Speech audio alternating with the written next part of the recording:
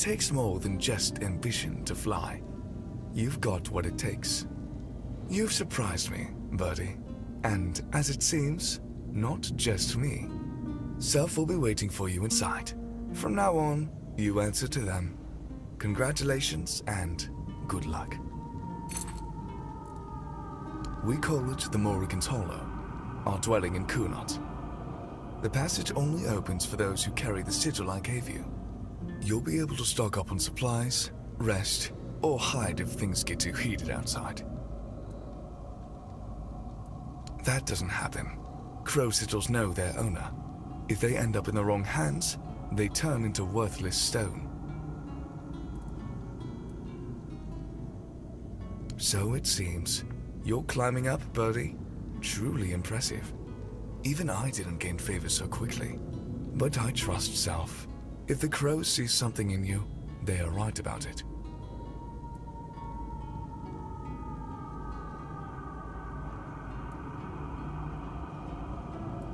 I have no tales to share, birdie. I'm absolutely uninteresting. But I'm touched that you asked. Really. Nothing that can help you. You managed well with me. Perhaps you'll manage just as well from here on. Alright, enough chatter. Don't keep Self waiting too long. From what I hear, there are some plans for you. Break a wing and take care. I like you. Don't ruin that.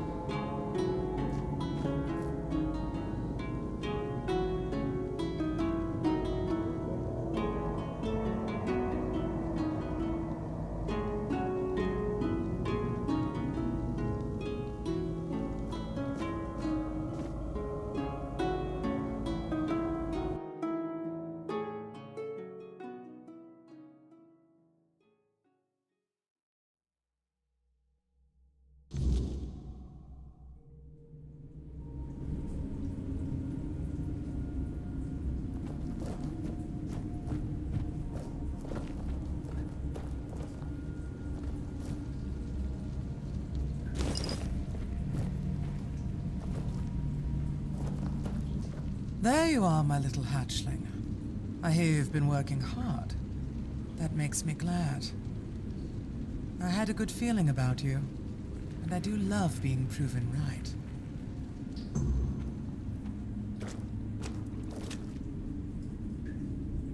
Why not? If a name defines us, then I am all I need to be.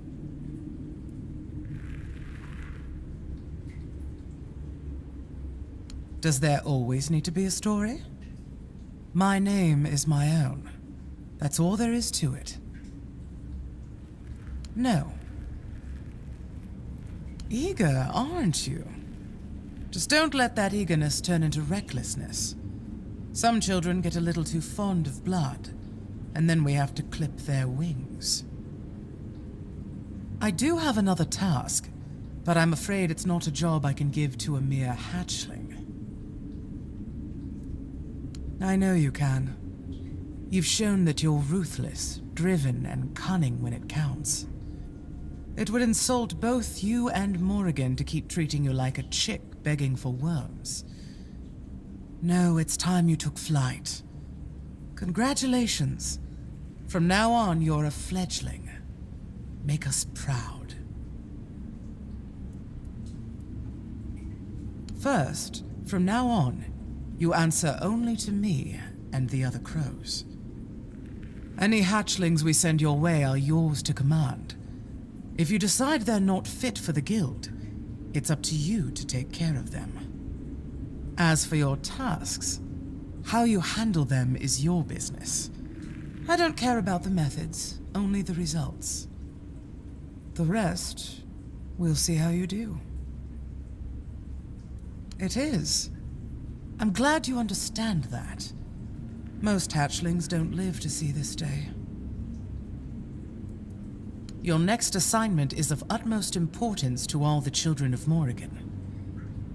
That includes you now, so I trust you'll approach it with even greater diligence than any task you've been given so far.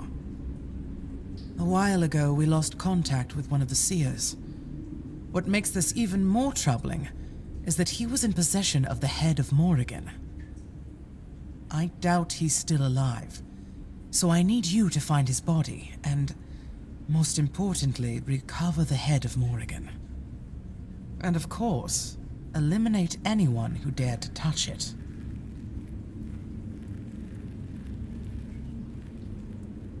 Because every seer tasked with guarding the head pledges an oath to protect it with their life. And death is the only acceptable reason to stop reporting its whereabouts. A severed head. Preserved, of course. It is hundreds of years old, after all. In a way, according to the seers, it belonged to one of the Morrigan's avatars. A human she deemed worthy to serve as her vessel for a time. When the vessel's purpose was fulfilled, Morrighan commanded the children to sever its head so it could forever serve her clerics in spreading her will.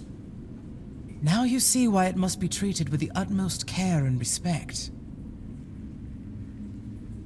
You'd have to ask the seers about that, though it's not likely they'd tell you.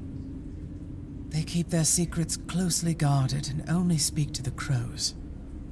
But who knows? Morrighan willing, you may one day have the chance to pester them with your questions. I, for one, am looking forward to it. See that you do. I've marked the seer's last known location on your map. Oh, and if he really is dead, there's likely to be a complication. You see, the seers are very protective of their secrets, even after death. His corpse will probably be guarded by a banshee, and banshees don't distinguish between friend and foe. But I'm confident you'll manage. Now go. May Morrigan's wings shield you from prying eyes. The clerics of Morrighan. They are the most devoted among the children and the ones closest to her. Their role is to ensure that our actions align with Morrigan's will. Without the seers, we'd be nothing more than a band of murderers, killing indiscriminately for no purpose. That's not who the children are, and it's not who we can ever become.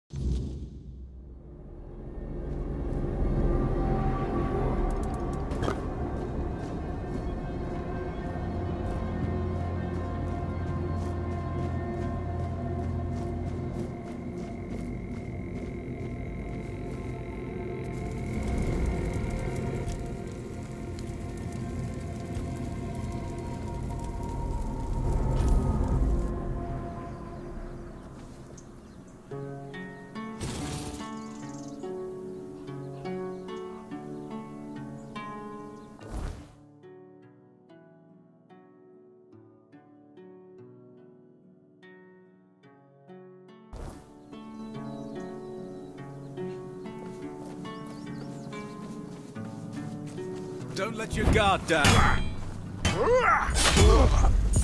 Fall to my sword.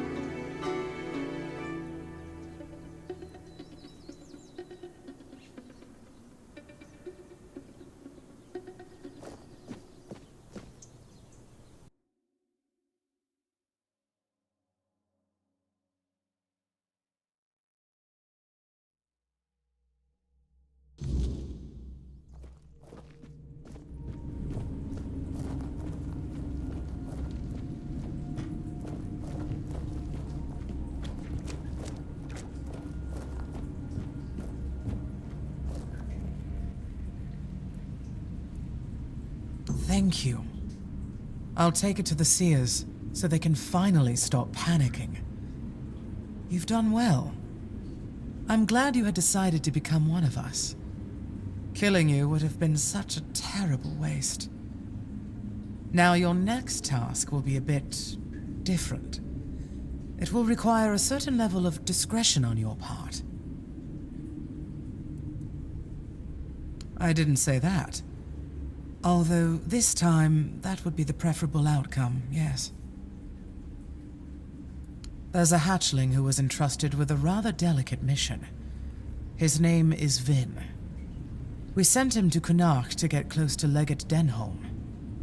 The problem is, he stopped sending reports, even though we know for certain he's still alive.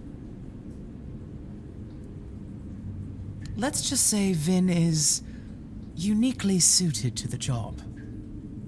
The poor boy needs a father figure in his life.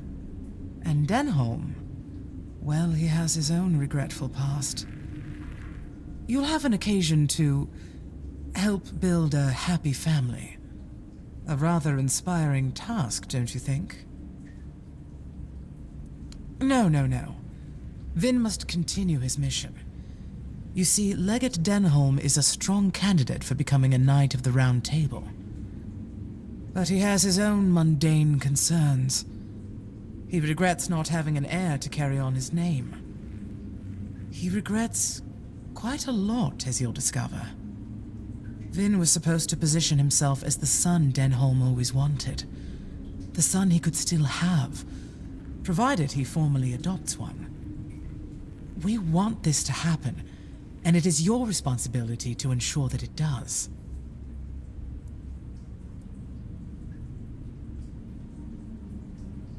What Vin wants is of little importance, and he should be well aware of that. Besides, he'll be spending the rest of his life in luxury. I really don't see what the problem might be. See that it is. I'm counting on you. Go, fly to Connacht, and may Morrigan's wings shield you from prying eyes.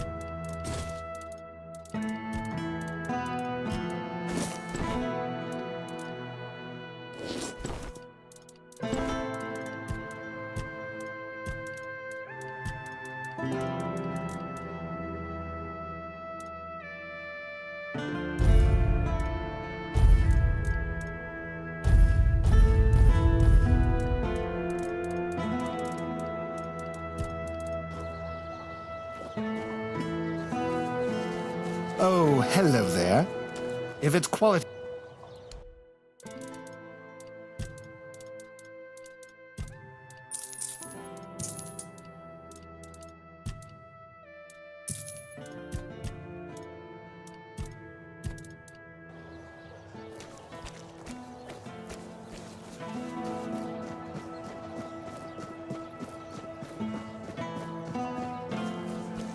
Help a soul out on your journey, will you?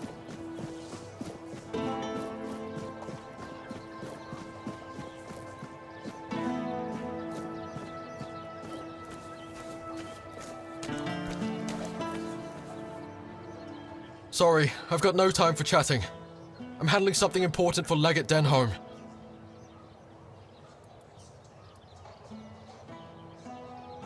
You're with the children. Shit! Fuck! Listen, please don't kill me.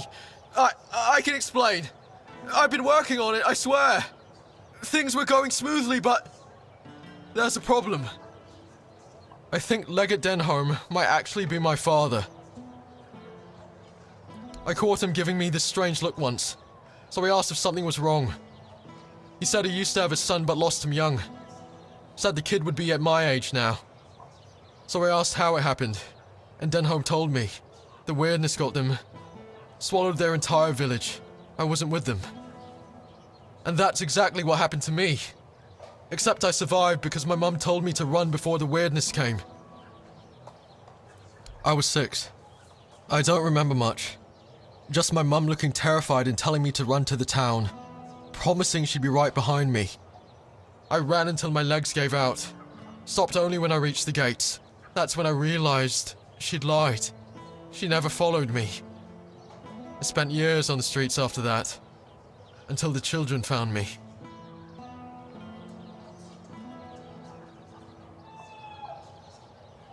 But it all lines up. Denholm's local, just like me. If I could remember where my village was, I bet we'd find something to prove it.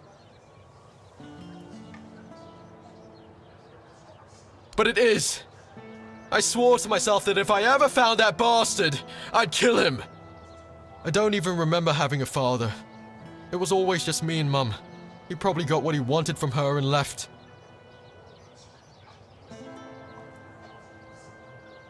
Fine. Maybe he didn't. But he still wasn't there when she needed him the most. And now the children say he's a candidate for a knight. What a joke! What kind of knight abandons his son and the mother of his child to be killed by weird beasts? He doesn't deserve any of it. Of course not. What could he even say? Sorry wouldn't cut it. And that's only if he regrets anything. Honestly, I don't think I could talk to him without wanting to kill him. And shit. I really wanted to succeed in this mission. The children gave me a home after he left us with nothing. But if it's really him, I can't go into this blind. Not knowing would eat me alive. You do that, and you tell me the truth, no matter what it is.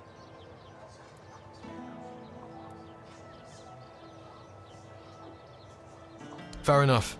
Well, at least you haven't killed me. Thanks. Really. This means a lot.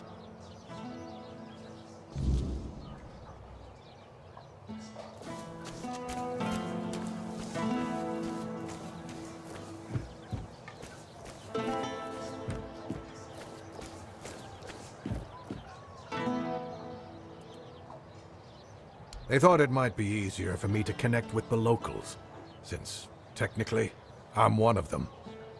I used to live in a village nearby, but the weirdness swallowed it up, along with my wife and son. I wasn't there. I was busy trying to make a name for myself in the army. I rarely came home. I kept telling myself that once I'd earned a decent position, we'd start a new life in Camelot. My son? He barely knew me, but you know how it is. I thought there'd be more time. That there'd always be a future for us. Well, I was wrong. I wasn't even there to bury them.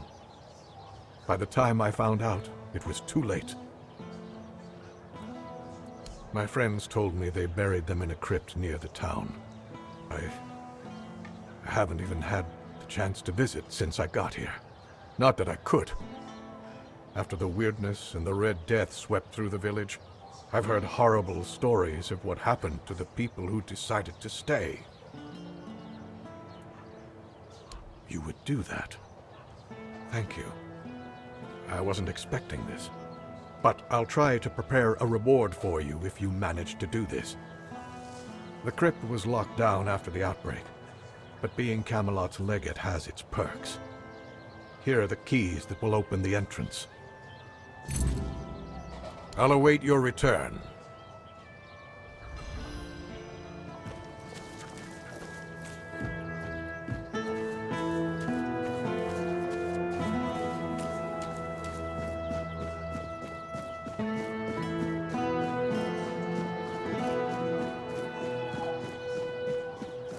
Help a soul out on your journey, will you?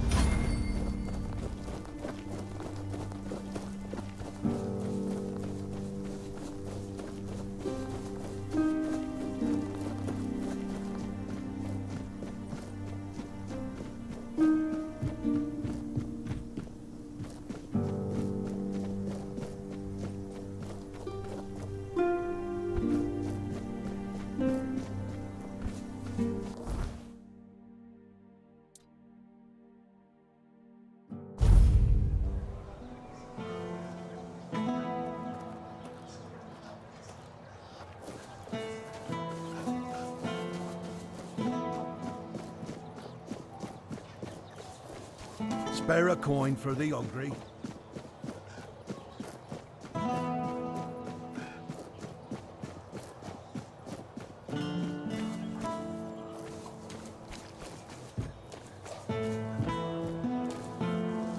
You're back.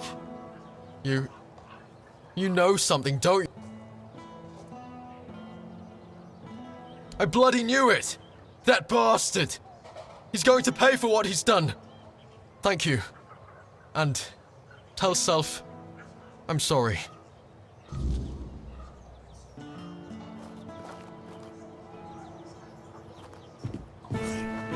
You'll regret crossing me.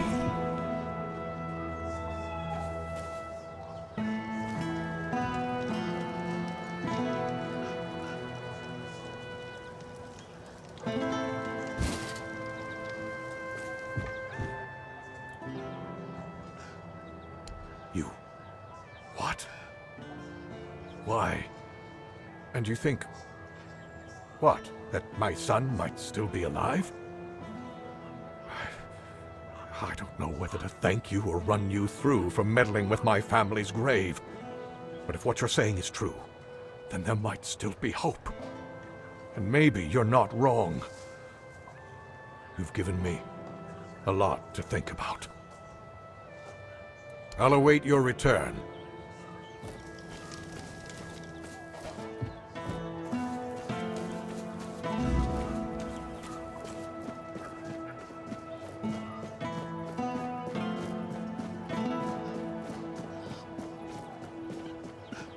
Help a soul out on your journey, will you?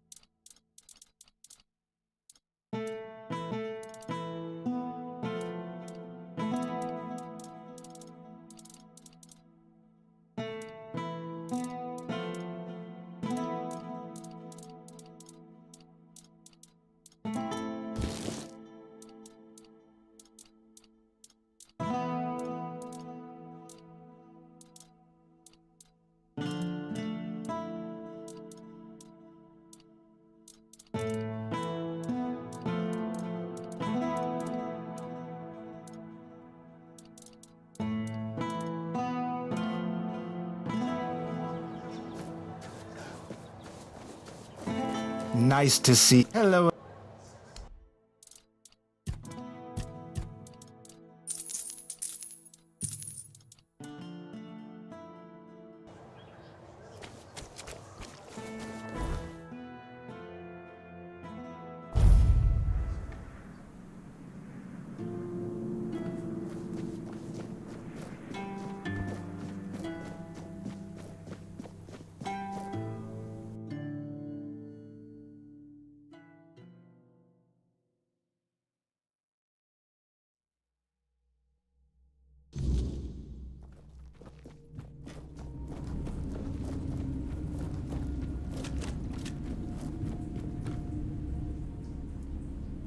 So he is. When you join the children of Morrigan, we become your only family. The only grudges worth pursuing are ours. Vin forgot that. It's a bit of a setback, but perhaps it's for the best. We can't afford to have such forgetful people in our ranks. What's done is done. I won't hold it against you. Much. But enough of this. I must say, my fledgling, you've surpassed my expectations. So much so that I believe it's time for the next step of your fledging. I want you to make your way to the Forlorn Swords. High in the mountains there, you'll find a very particular nest. All you need to do is fall asleep. Well, that's for you to find out, isn't it?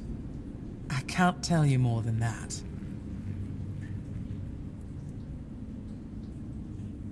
Both.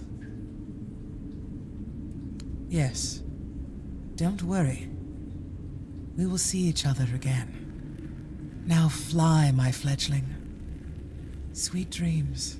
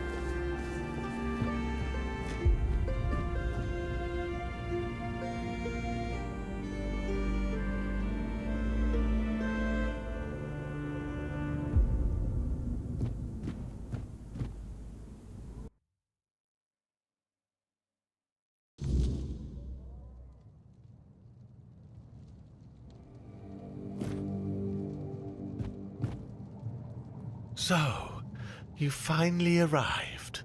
Or is it the two of you?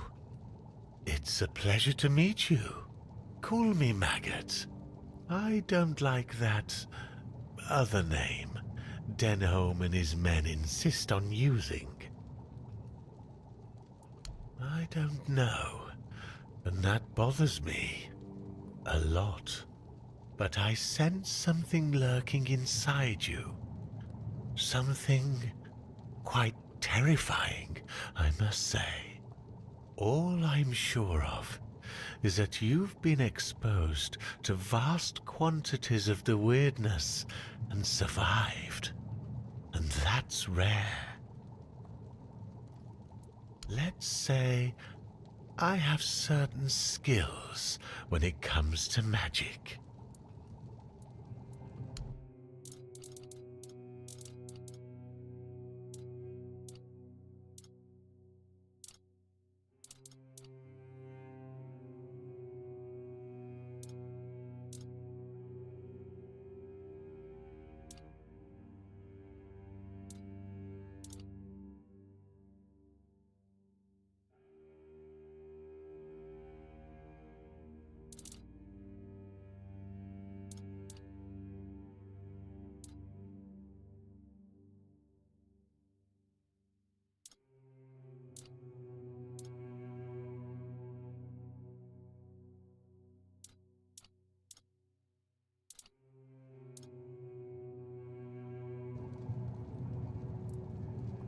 Yes, yes, the Mynheer. It responded to your presence. It reacted to you. And that's unusual. It means big changes are coming to our small Kunacht. Do you know why all those Camelot troops are here? That's right. Unfortunately, they believe that by gathering all the dying Mynheers and placing them around Camelot, they'll stand a fighting chance against the oncoming weirdness. But they don't know, or they don't want people to know, that a Mynheer is nothing but a piece of rock, unless it has been ignited by a special ritual. And if they were ignited once, they can be rekindled again. You see where I'm going with this?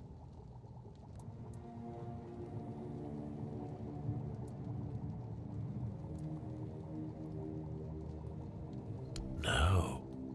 I want you to rekindle the Mynheer in Connacht. I'm too old to play a hero, but I can help you become one if you care about things like that. And I, for once, would like to stand on the right side of history.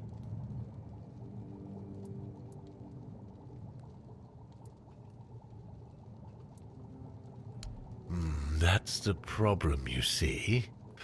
I don't have one. The moment the Mynheer reacted to you, I felt something.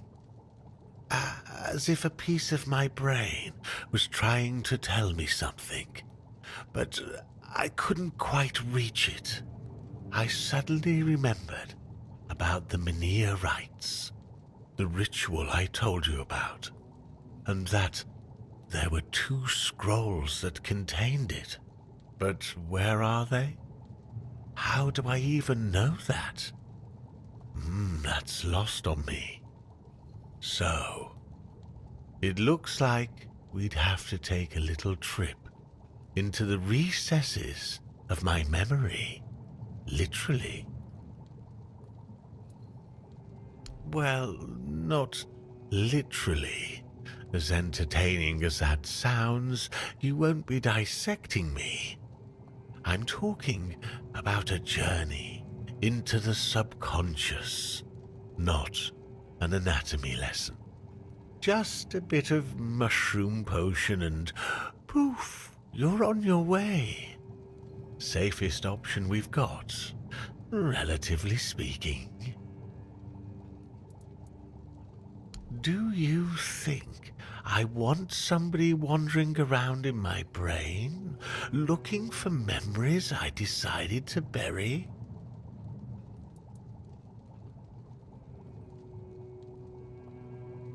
Of course. Either way, we'd have to prepare a proper potion. So if you're used to thinking while on a walk, then grab these along the way. In case you want to go along with my idea, of course.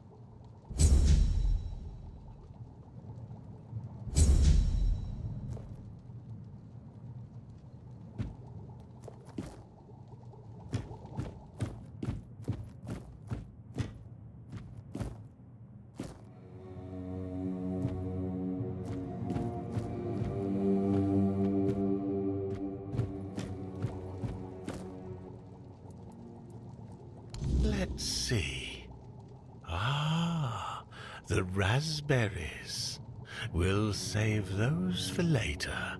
Very nutritious. Perfect for the after effects. Nutrition is key, my brave friend. I'll make jam so delicious it'll knock your boots off. You'll thank me later. Wait and see. Now, it's time for us to embark on this shared journey into the self. See you on the other side.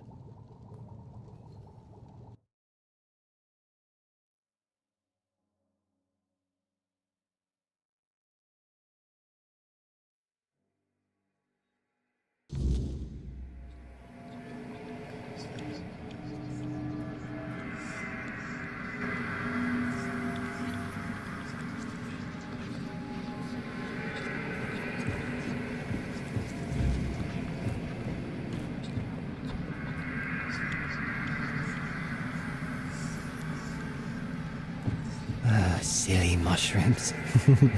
They whisper behind your back again.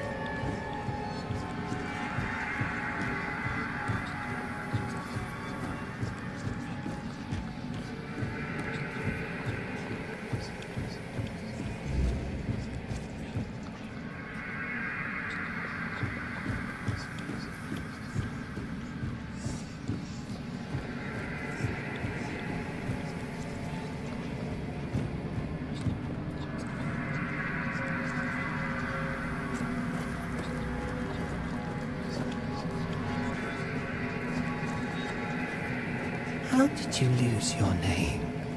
Did the fire take it?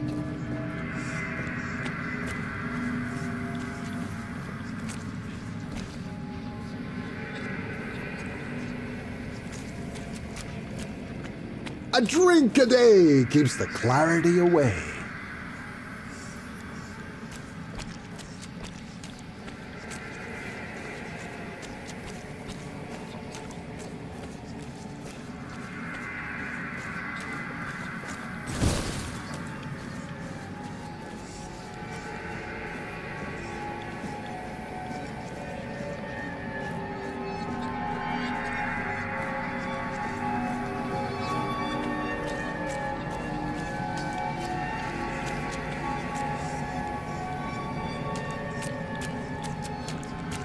You didn't have a choice.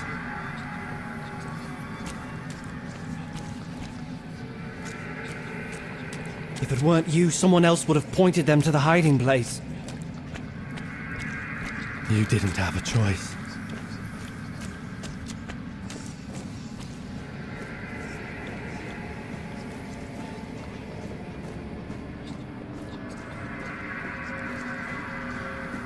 You just wanted to save your life. Did this.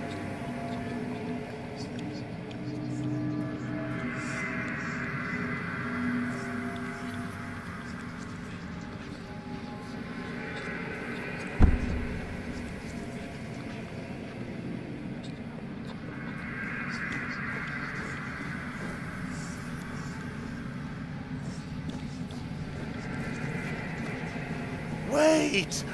Just wait! There must be another way! Take me instead! Leave them alone!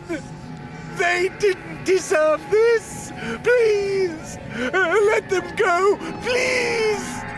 Wait! Just wait! There must be another...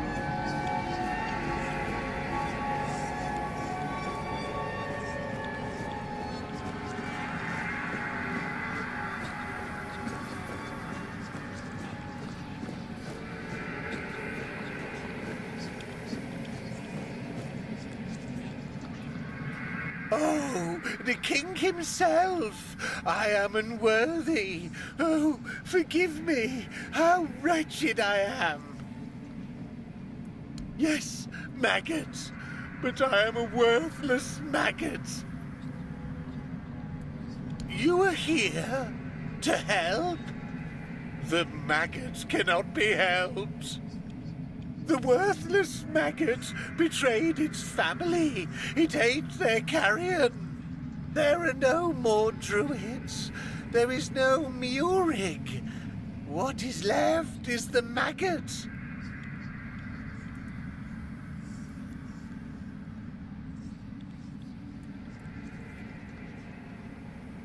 I ate them. The vile maggot ate the druids, then ate Meurig. And now the maggot is all that's left.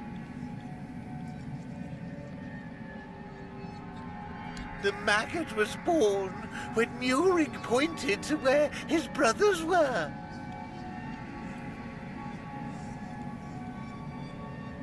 Yes, and thus the maggot was born. The maggot doesn't deserve to live.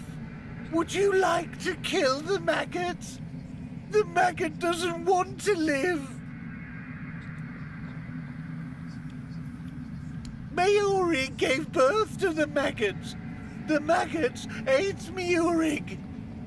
But the maggot doesn't want to live. Kill the maggot!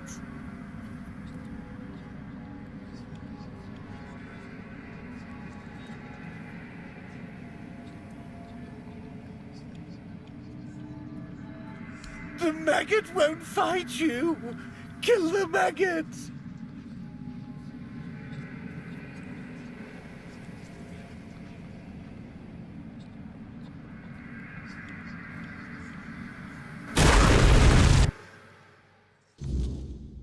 Oh, there you are.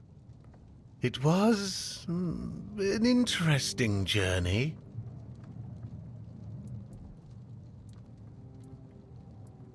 Well, we have managed to embark on a journey together. Mine was rather still. I sat unmoving in the middle of something I like to call the Chamber of Memory. Then I saw you, except it wasn't you, but the power you carry within you. That power had a face, one that no one remembers, and yet I knew who it was. Strange. That was you? I was sure I was getting killed by King Arthur himself. It seemed strange that he was there, but my ability to speak seemed very limited. I felt that I wanted to die, which was nothing new, to be honest, but at the same time, I didn't. I put my trust in the king. Now, perhaps I should be grateful, and yet I feel like something inside me has died. Something important.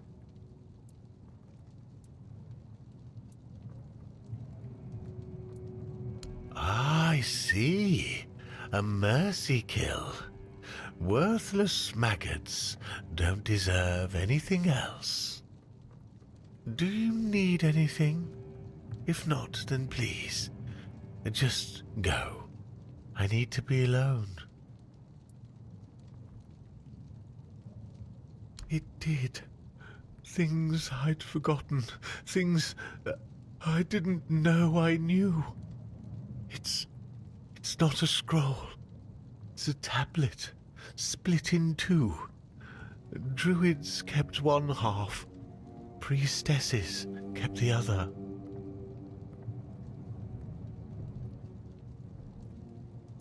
The druid half. It's at Sagrimor's castle. I don't know how he got it. He wasn't the best sort.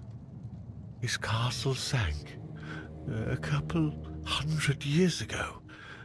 Just grim stories left now. But my master etched his name in my mind. It has to be there. He wanted to be like Arthur. Made deals with witches. Druids too, maybe. They promised him eternal life. Then his kingdom vanished. Poof, gone. Adventurers still look for it. They never find it. Maybe you will.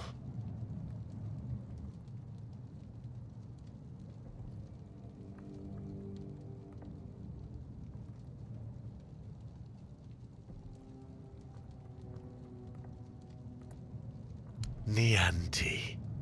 She knows. Priestess things.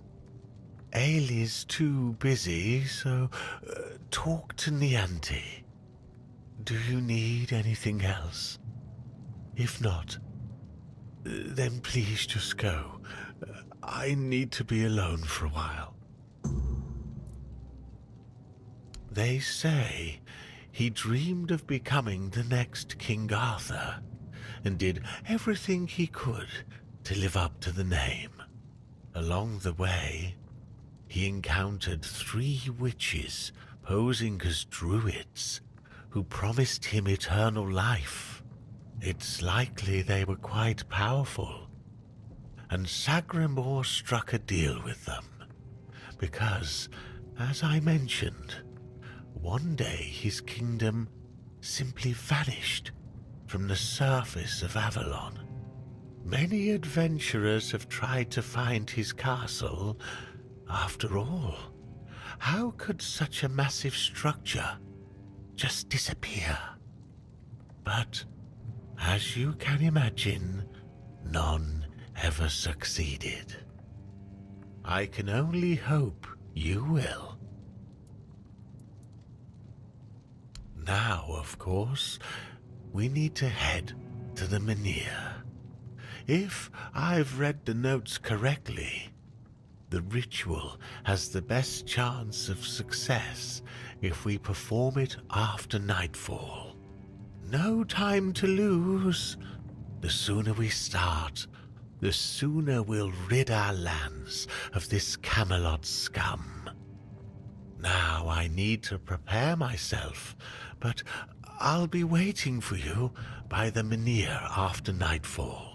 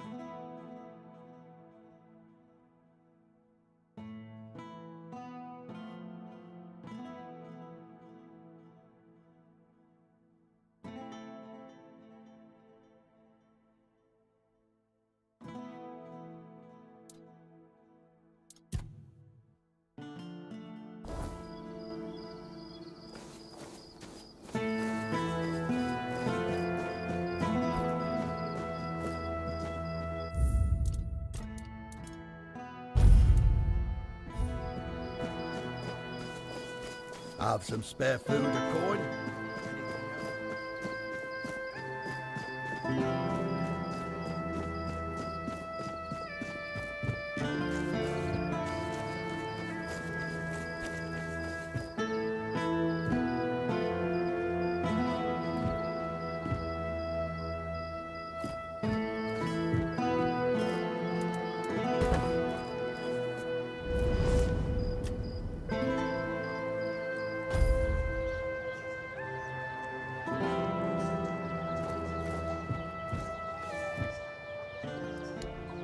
I'll await your return.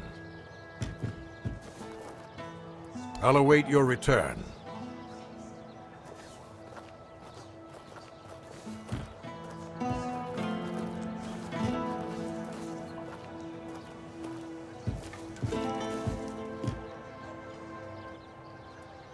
I'll await.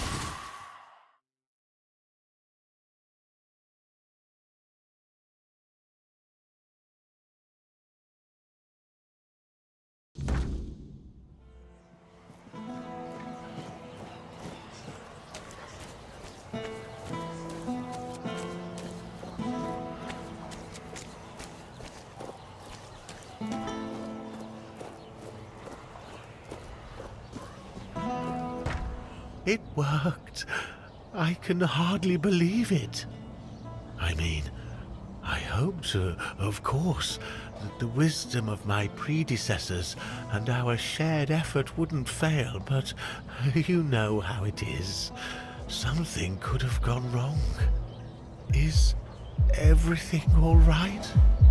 You don't look too well, eh? Hey?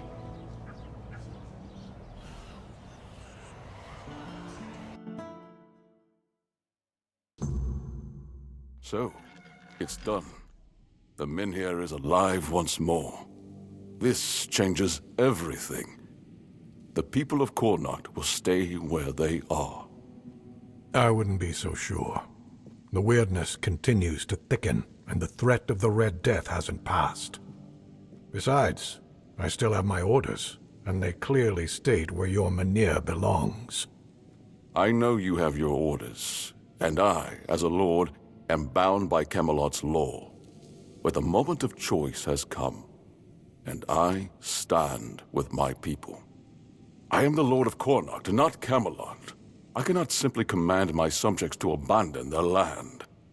Of all times, you choose now to grow a moral backbone? Spare me. You are a lord, and it is your subjects' duty to do as you command. And if you defy Camelot, well, I don't think I need to tell you how that will end. But that's where you're wrong, Denholm. There is one thing even Camelot cannot dispute. Not if they wish to avoid a civil war that would break out if they defied their own laws. What are you talking about? How exactly is Camelot defying its own laws? I will lead an expedition to find the Holy Grail. Such is my will. What? So you've really thought this through, haven't you? Well, if that is the will of the Lord of Connacht, then Camelot will have no choice but to acknowledge it. I'll report this to command. They're in for a surprise.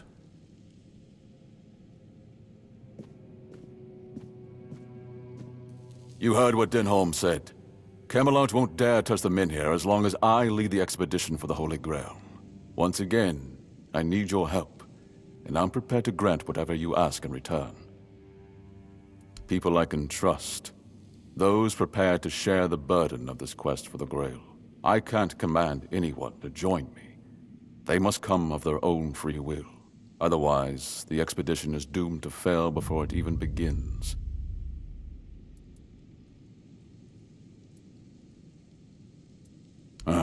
You see, here's where it gets interesting. I've turned Camelot's own ancient laws against them. No one can dissuade the Seekers of the Holy Grail from their sacred mission. That means all orders are effectively halted until I return. With my shield, or on it. It also ensures the people of Kurnocht have the right to remain on their land until I'm back. Which, of course, means I don't have to return at all. I don't, but perhaps I should. A lord's worth is measured by the respect of his people. It is time I follow in the footsteps of my noble ancestors and do what must be done. If this holy mission can secure peace for my people, then I shall see it through. And if, by some miracle, we return with the legendary Grail, all the better. My word would become law, and the men here would remain untouched. By Camelot's own laws, I could even lay claim to the crown should I wish it, but I don't. My Kurnocht is enough for me.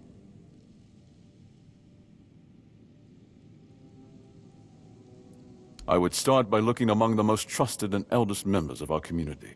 Our priestess, Niante, possesses unparalleled talent in healing. Her presence would certainly be invaluable on such a journey. Then there's Urfa, a skilled blacksmith who was once a formidable warrior.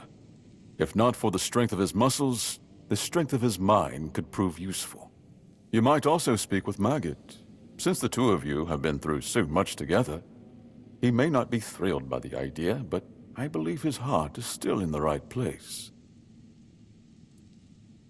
A sense of purpose in what we're about to undertake. Now that the men here is reignited, it no longer matters whether we return with the Grail or not.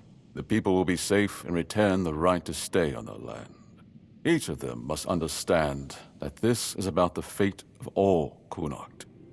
For some, it might even serve as a chance for a change in scenery. Approach them with kindness.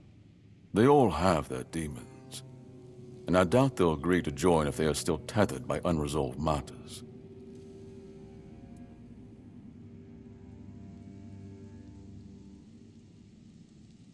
Thank you. And believe me, the reward you'll receive for your efforts will be priceless. And whether they agree or not, I will set out for the Grail. I will buy more time for Kurnocht.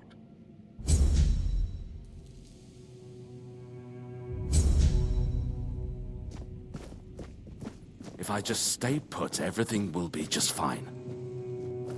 Ah, you need something?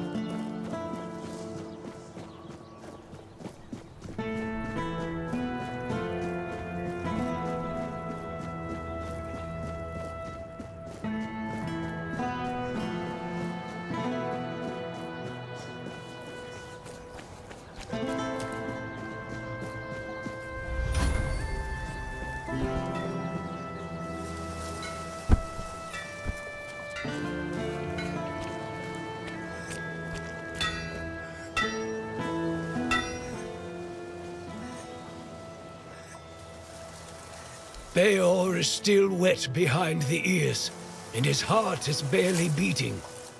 Until I'm sure he can handle things, I can't leave him on his own.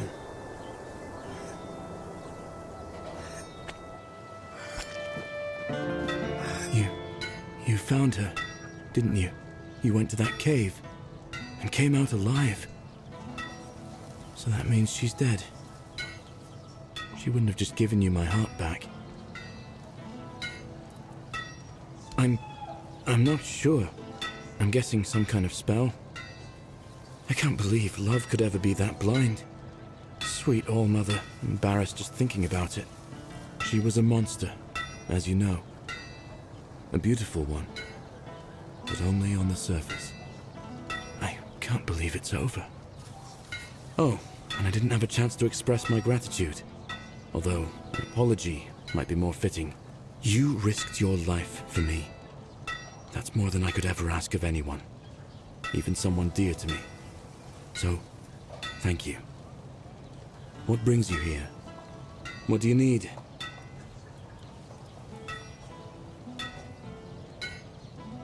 In my eyes, she never looked like a monster. I remember following her to that cursed place. When we were close, she touched my heart. I felt a great pain. And then I saw what she really was. I got scared, grabbed something heavy. I managed to get away, but inside I felt emptiness. Each morning after that, the burning of my wound grew more intense. The men here in Kunakt is dying. The nights have become even more dangerous. People say the weirdness is creeping closer. Perhaps the Camelotians have a point. It is difficult for me to say anything more. I just want to do my job the best I can.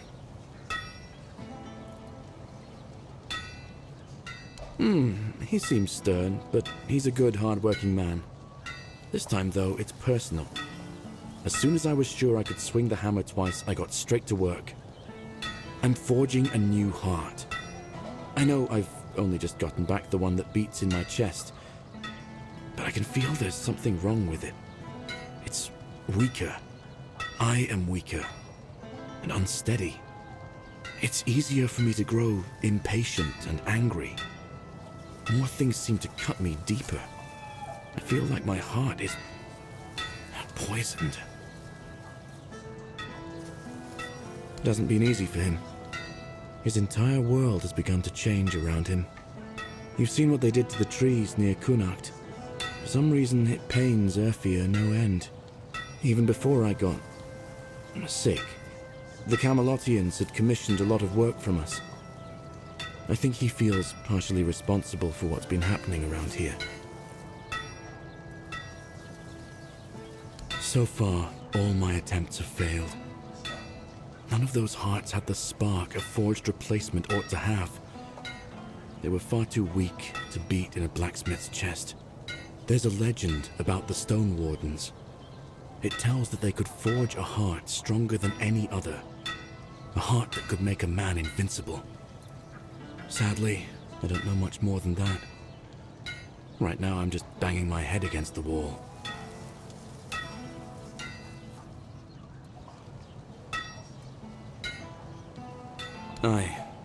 I thought he might have heard something, but no.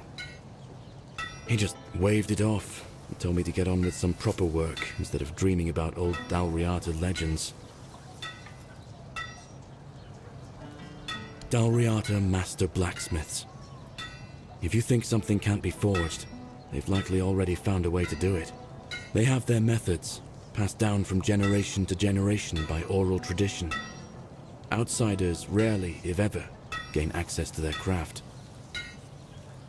Well, since the Stone Wardens are all Dalriata, my hands are tied. Vrel is the only person from the tribes that I know. A Dalriata selling books. And that's something, isn't it? I was planning to ask her about the legends myself, but maybe you could do it for me? Urfia will clobber me with his hammer if I shirk my work again. Thank you. I hope Vrel will be able to tell us more. Mind the road.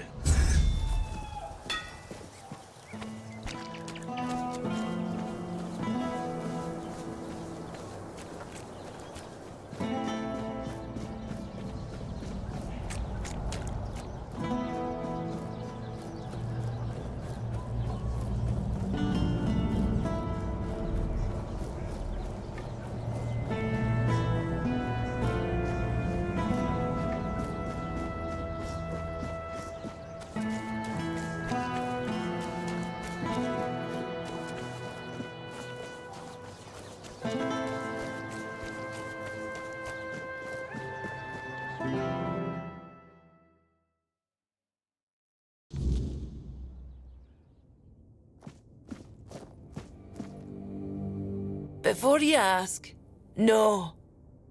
I do not have any books personally signed by Merlin, nor will I fake his signature.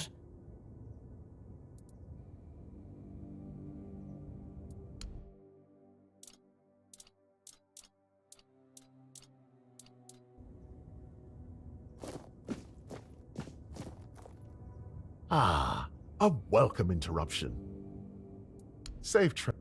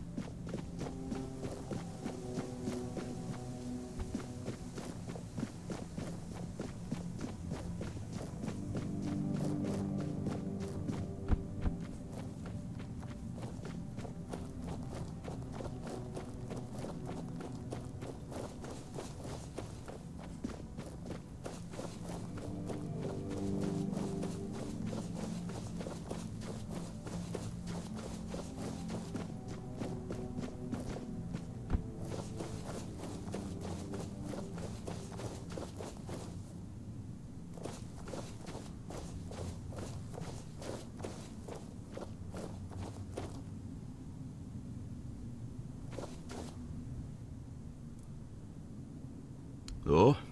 And where'd you hear a tale like that? I didn't know our stories had travelled so far. The Camelosians prefer to call us heartless beasts only capable of destruction.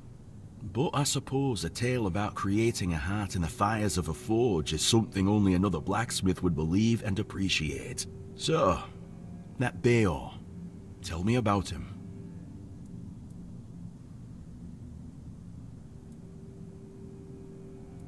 Aye, that's the way of it. A heart given to those creatures is never whole when it returns. If it returns at all, they drain every joy, every spark, leaving what's left little more than a brittle husk. I'm sorry your friend bears that burden.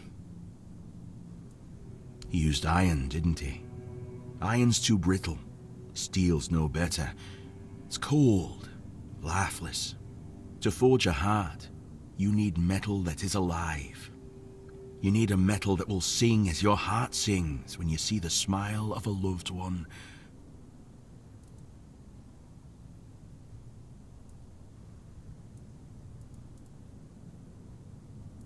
Twice. Once for a man whose wife's heart had been frozen by an ice weaver. He feared it would shatter, so I made her a new one. The other, well, it beats in my beloved's chest as his beats in mine. Both forged in the same fire, bound to the forge as much as to each other. Aye, it's the only metal fit for such a task. But weird steel alone isn't enough. It must be woven with ethereal cobwebs, threads that will give the heart its strength. Bring me those and I'll forge the heart. After that, it will need to be filled. But that task will fall to you.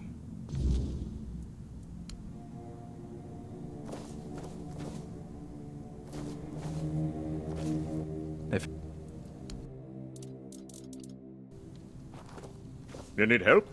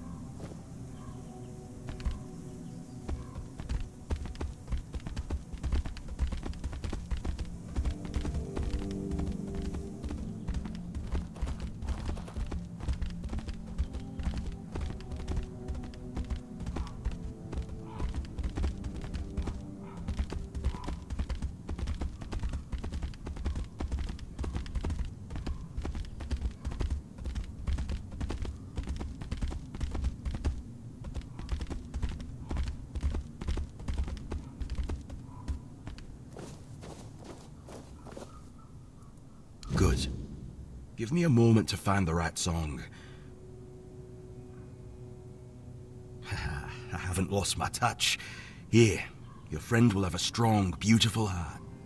At least in terms of craftsmanship. The rest is up to you. The art is just an empty vessel. It needs to be filled to start beating. Life, of course. A heart must be full of life to start beating. But we'll talk about that when you return. Well, there are two ways. Through death, or through sacrifice.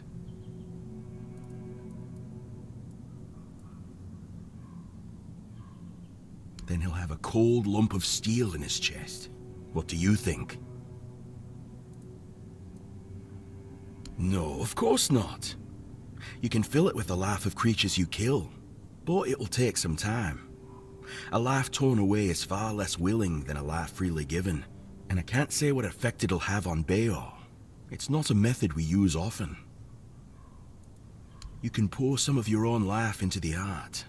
It'll weaken you, sure, but I'd say some sacrifices are worth making. Besides, I believe it will give you another kind of strength. Something far more valuable than what you've lost. If you want to fill it up with the energies of things you kill, just hold it up when you fight. It will collect life, and at some point, will give you a sign that it's beating again. Come to me and I'll bind life to the heart.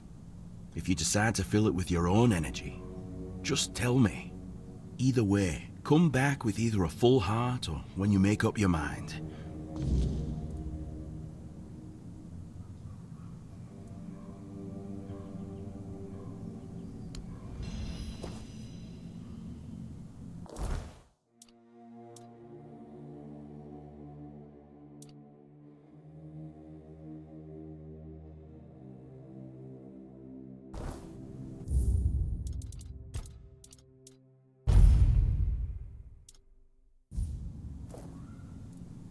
Of course.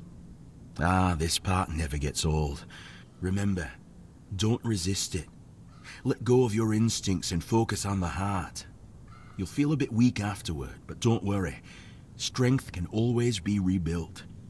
Here, feel how warm it is. It will serve Beor well.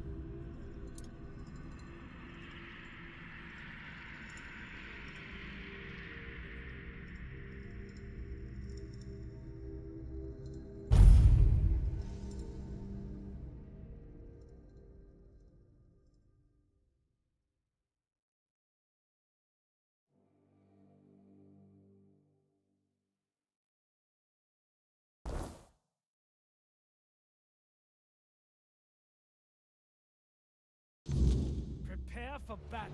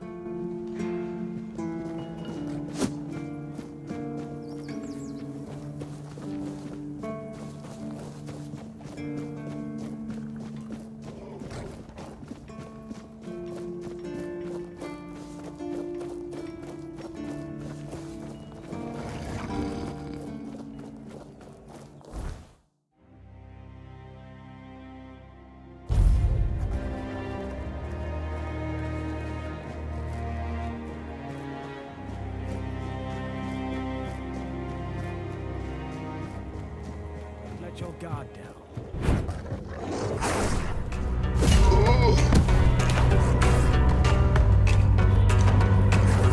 Rodents here! My shield is a point.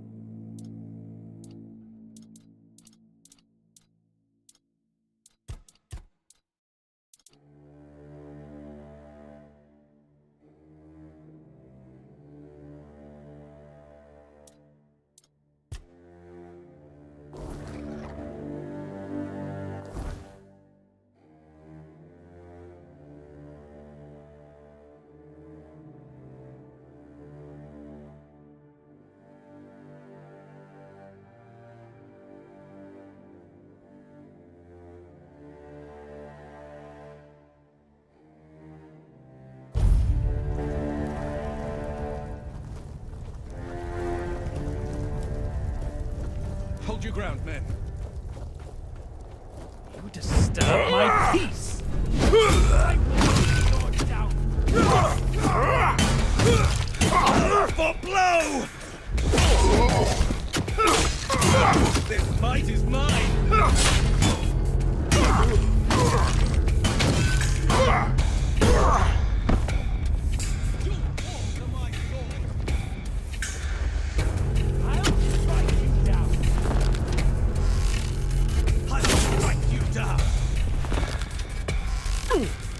armor won't save you. Back to your hovel, coward. Your armor won't save you.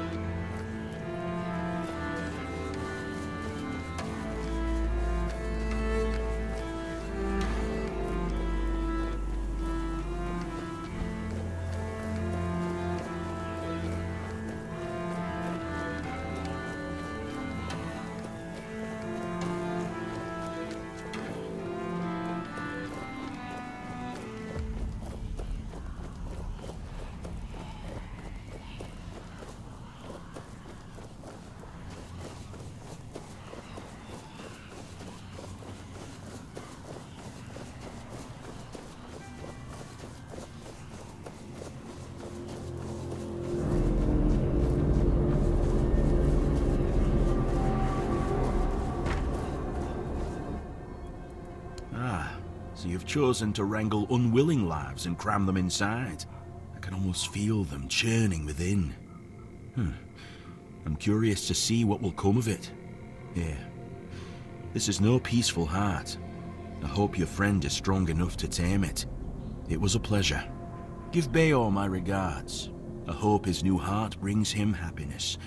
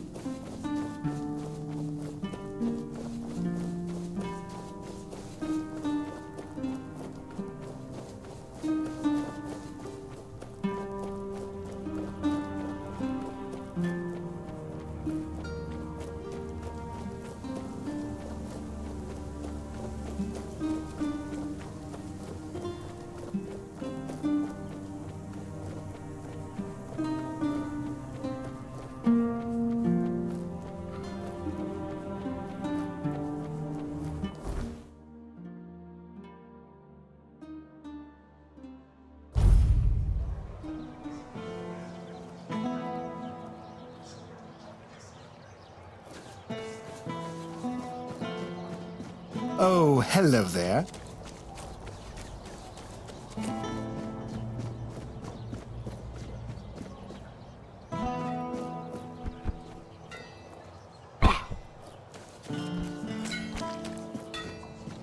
You're just in time. The forge is ready. What? That's amazing. What materials did he use? What else was needed? Did he tell you how to make it? Oh my. I have so many questions. But those can wait. First things first. For this, I will need your help, my friend. Once more, as always. So, shall we begin?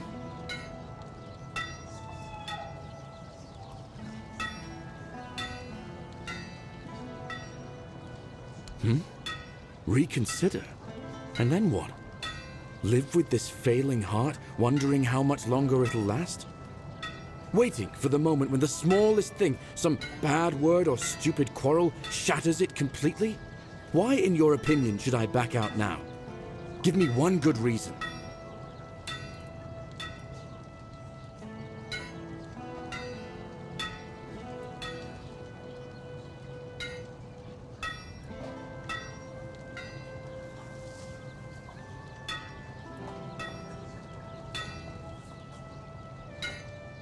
No.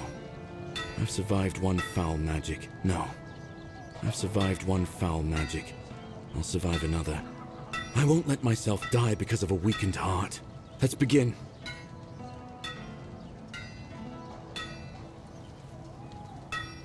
I suppose that's it. Surprising how simple it is to look into someone's heart and tear it out, isn't it? It's different. Everything looks a bit like it's mired in fog. But I don't feel bad. In fact, I feel good. I feel stronger. I guess more will become clear with time. For now, I'll just have to wait and see. The measure of my debt to you is 2 hearts. I don't know how a man could ever repay something like that. I'll be going back to work. Visit me sometime. Don't be a stranger.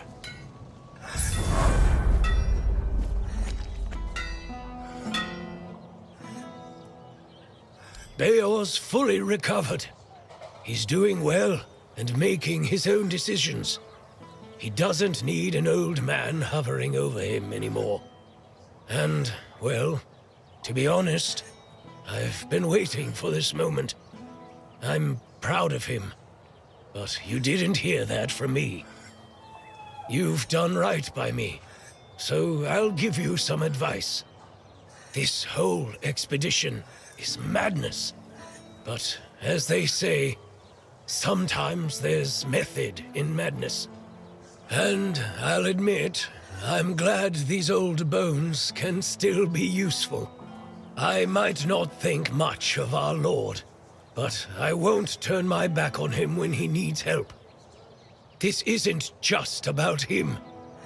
It's about our home. I'll do whatever I can for Kuanacht. Tell Yvain he can count on me, even if it's the last journey I'll ever take.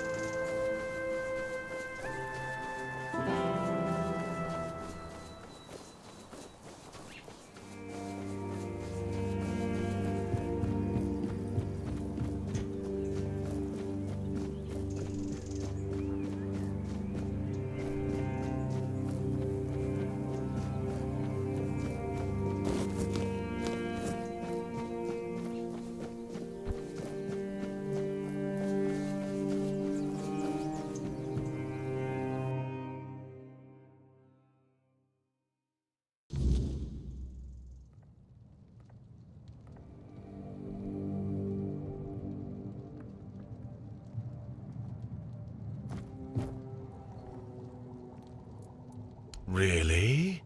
What for? The Menhir burns beautifully. Nothing bad can happen now.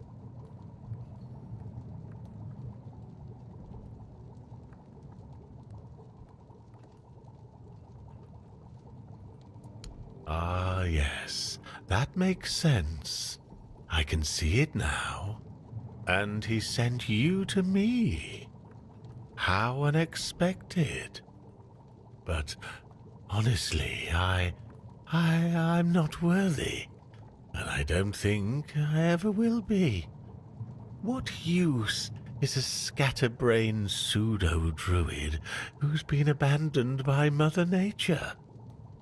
I'd just get in the way. Or worse, I'd put everyone in danger. The maggot inside me is still strong, I know it.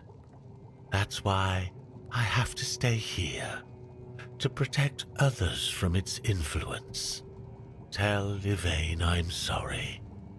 I'm honored he thought of me, but I can't join this expedition.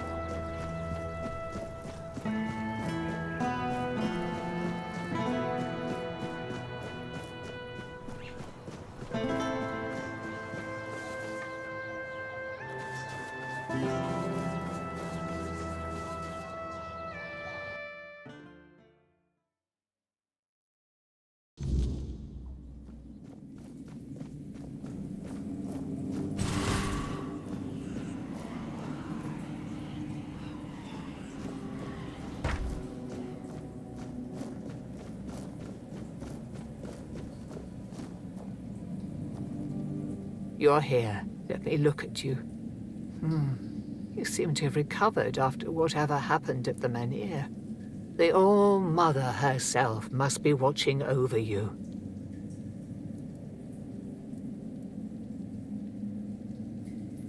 Whatever the All-Mother wanted you to see is between you and her.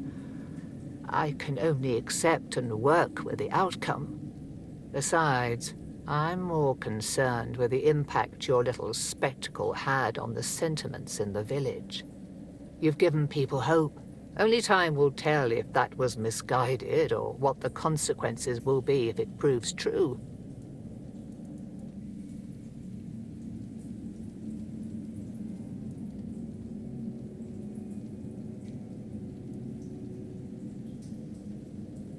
Here lies Lady Maeve, wife of Lord Yvain Tarion, my dearest friend.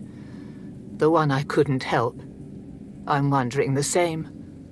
I thought I'd find solace or perhaps even grief, but all I feel is numbness. The hospital will manage without me for a little while longer. Ailey is more capable than she realizes. There is more than one way to spread the All-Mother's grace. Why shouldn't a priestess take part in leading the people she serves? Lord Yvain is in a precarious situation. He needs all the support he can get, and supporting him in this endeavor only benefits the residents of Kunort. Besides, my apprentice Ailey is very talented and can handle all the matters that require a more hands-on approach perfectly well.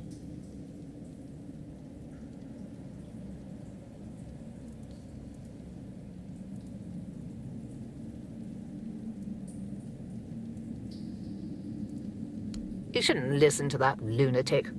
Every time I see him, he's under the influence of goddess only knows what. I suppose he's right, and the Menhir really can be reignited. Then what? This land is dying and barely produces any crops. Menhir or not, I can't see a future for Kunart. It would need a miracle to survive. Relocation would be the best outcome for everyone. So you've seen what happened with your own eyes. I shouldn't. But maybe the Menhir's reaction to your arrival was a sign from the All-Mother. Maybe you are someone who can help. You never asked me whose grave it is. I come here because it's a reminder of how I failed those who counted on me, and I should feel sorrow. Guilt. Something.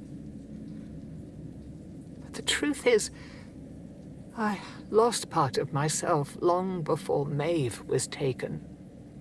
I stand here.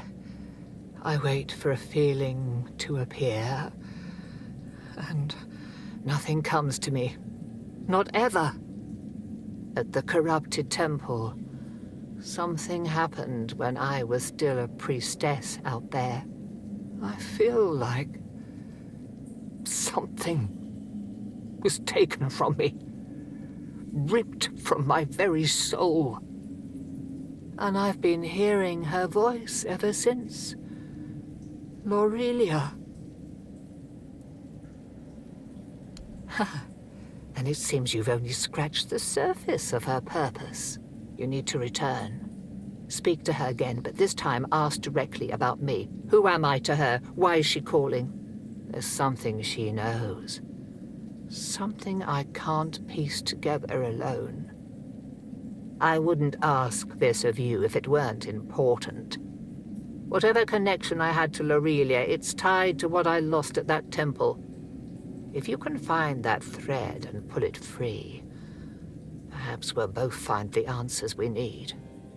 If you want to help me, I need you to go to the corrupted temple. Find her. Find out what she wants from me. Thank you. Whatever this is, it has haunted me long enough. Go with...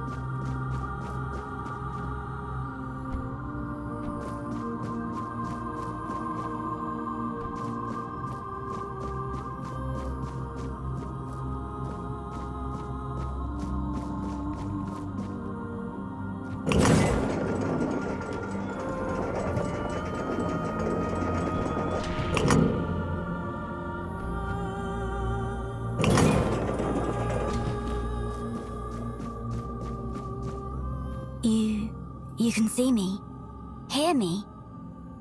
How strange. That's not how it's meant to be. I decide who sees, who hears, yet here you are, unbidden. Why? Ah, Niante, the fractured one. Yes, she feels the void, doesn't she? The emptiness, where her compassion once dwelled.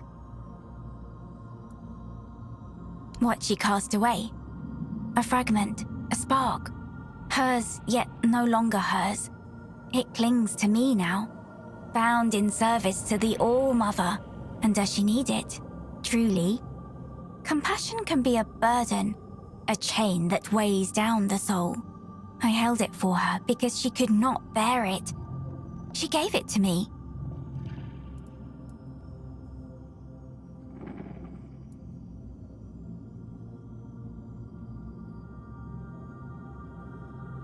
Because the All-Mother does not abandon her children. Niante's compassion is a spark, a light meant to guide her.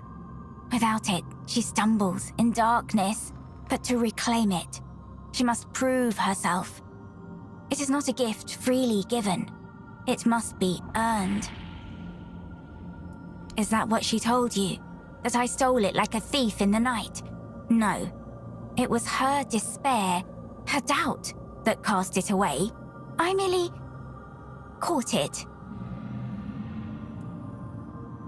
Then she must prove herself worthy. That fragment is steeped in corruption. To return it as it is would destroy her. Take this. It holds what she has lost. Bring it to the All-Mother's altar and cleanse it in her light. Only then will it be safe to return. Go, and tell Niante this. The fire she extinguished still burns, but only she can decide whether to let it consume her or warm her soul.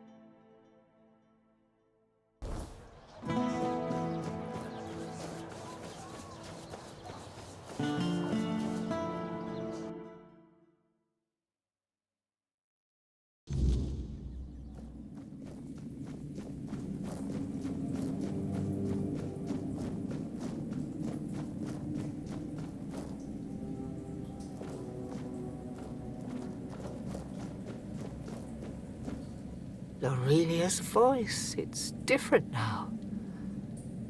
I take it you're the reason for that.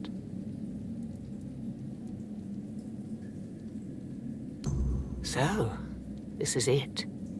The piece of myself I've been missing all this time. It feels familiar, yet strange and deeply corrupted. If it truly is mine, I cannot leave it in this state.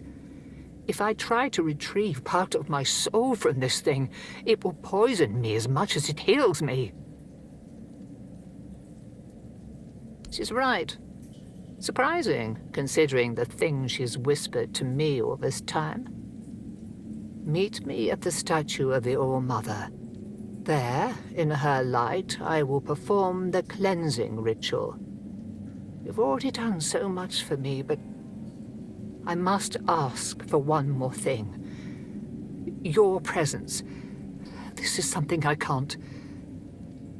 This isn't something I can face alone.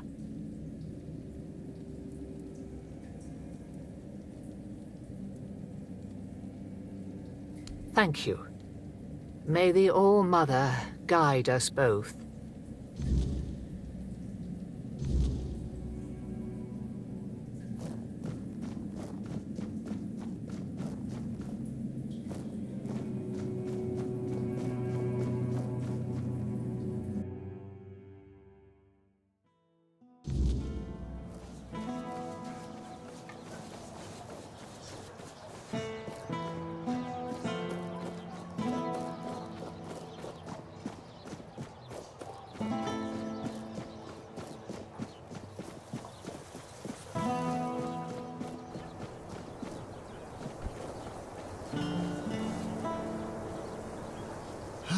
Isn't this a sight? Gardens, the open sky, and a bit of quiet. Makes you think the world's not so bad after all.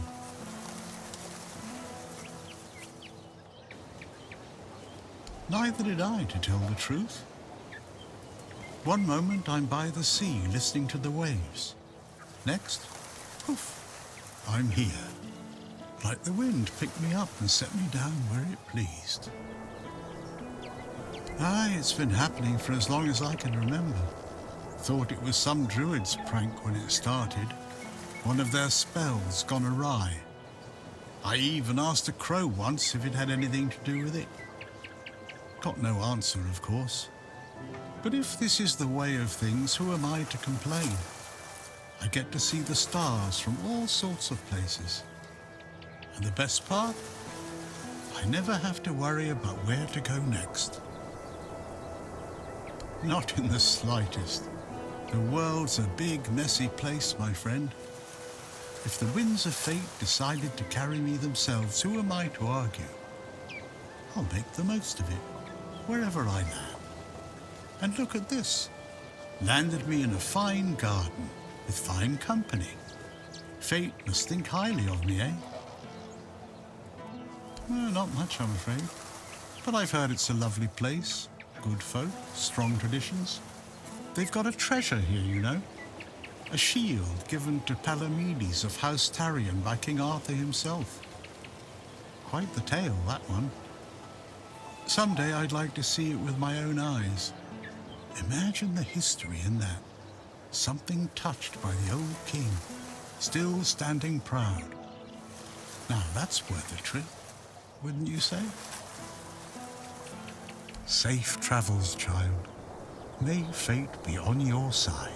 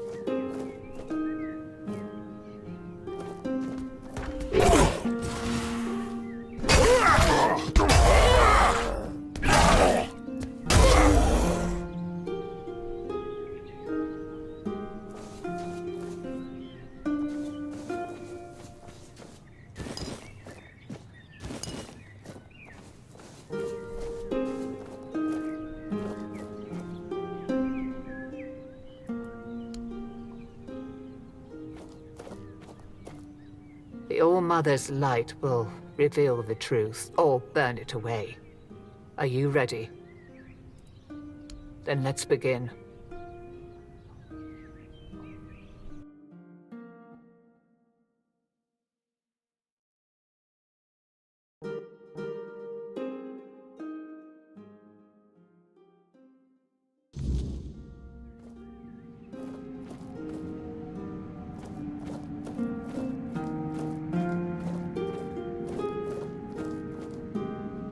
Oh, hello. Are you real, or just another shadow of this place? My name is Nianti. I don't know how long I've been here, but something's wrong. I don't know why I'm here or why I can't leave. I came to the All-Mother's temple not that long ago, I think. They said I had a gift. They said I had the power to heal. I wanted to use it to help, to serve. But one day something changed. Corruption seeped into the temple, into me. I tried to fight it, to cleanse myself in her light, but I failed.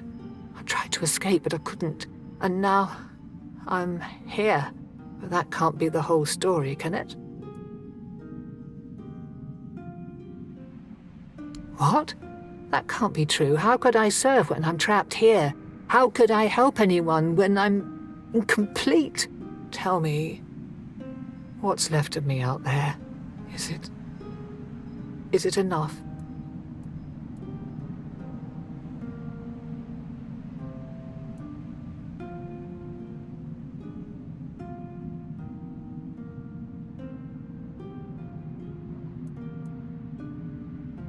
Needed? Maybe that's true if I still have the power to heal, or perhaps my purpose isn't lost. Perhaps I can still serve. Thank you. You've given me the clarity I've lacked for so long. Whatever path I'll take, I'll walk it with purpose.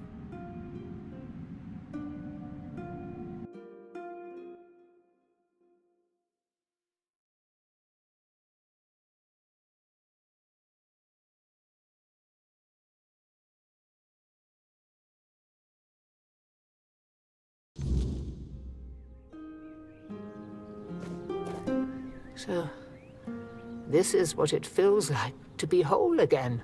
It's strange. Like I've been walking in a fog all these years, blind to what I'd lost. And now, the light is so clear.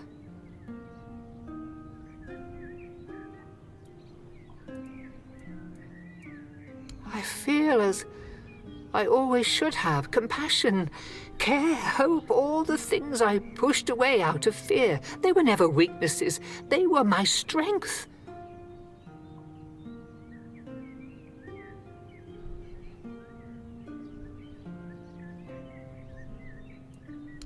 First, I will return to the people of Kunad. They deserve the priestess I promised to be, not the bitter shell I became. You have done more for me than I ever could have asked for. You reminded me of who I truly am. For that, I will always be grateful.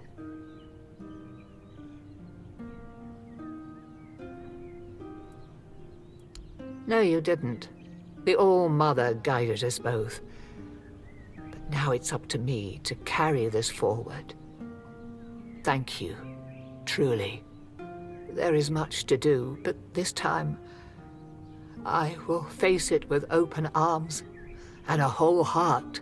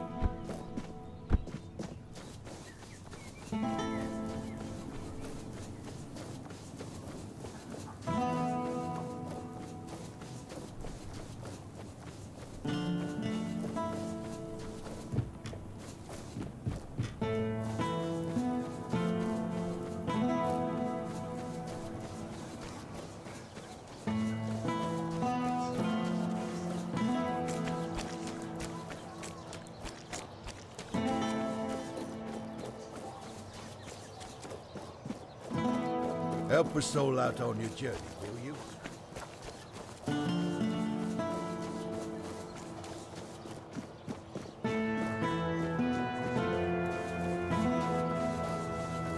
Have some spare food or coin?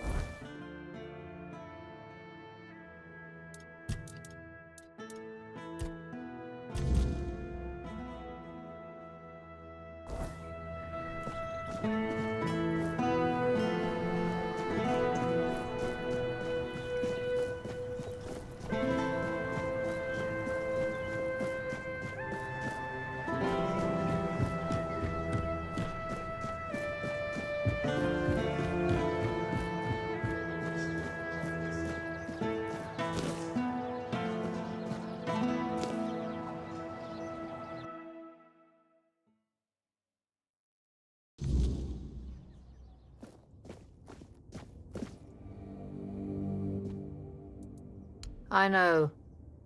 I'm the one who suggested it. It's the only way to get Camelot to hold off moving the Menhir. Yvain can count on me. After everything that's happened, I see now that this is the right path. Tell Yvain I'll join him on this holy mission. All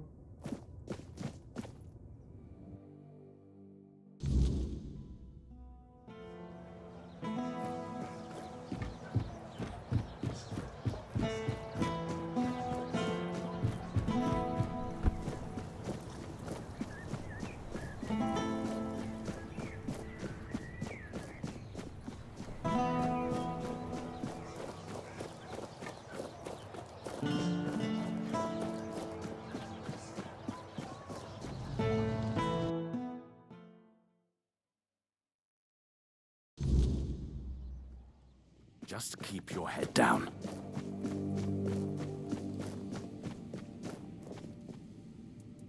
What news? The people I told you about. Have any of them agreed to join me on the quest for the Holy Grail? Well done.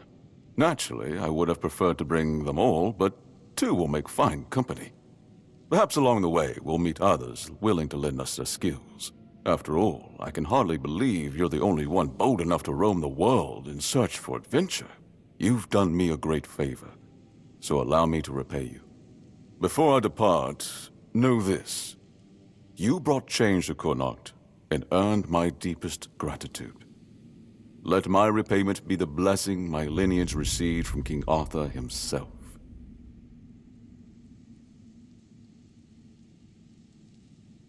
Be the shield that watches over Connacht, as House Terion has done for generations.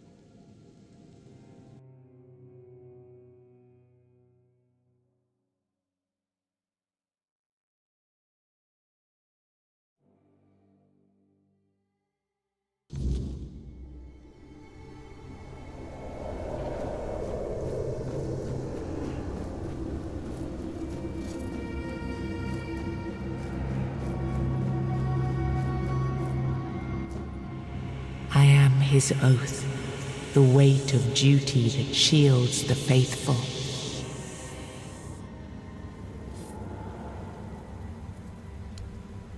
I am the wall between order and ruin.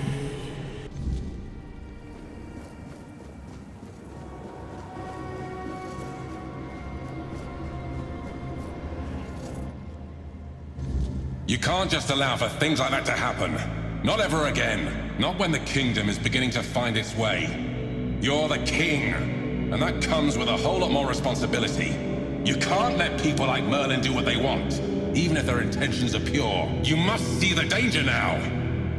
The memory of Seawall is my burden. Harder to bear than I'd like to admit. But I've realized that his story is what happens when power answers to no one. Then do something so that a tragedy like that never happens again! Palamedes, you've always spoken your mind, even when I didn't want to hear it. You've stood beside me through the darkest days and fought not for glory, but for Avalon and its people. I have done only what I believe was right, nothing more. Yes, and that made me realize that Merlin was wrong. The legacy I leave won't endure through the legend of a single man, whether it's me or anyone else. I decided to give my sword to the Horns of the South, to bind them not to me, but to the people. But Avalon needs more than that. It needs structures, memory, and resistance to corruption. It needs the foundation of something greater than any one of us. A shield? Yes. One to guard Avalon, even from itself. You've proven yourself time and again, so my shield is yours, Palamedes. Not just to wield, but to become. Let your bloodline anchor what my reign could not. And you believe I am worthy of such a responsibility? I will not fail you, my king. Don't carry this burden for me, Palamedes. You never have. Carry it for Avalon, and may your name be a blessing upon this land for generations to come.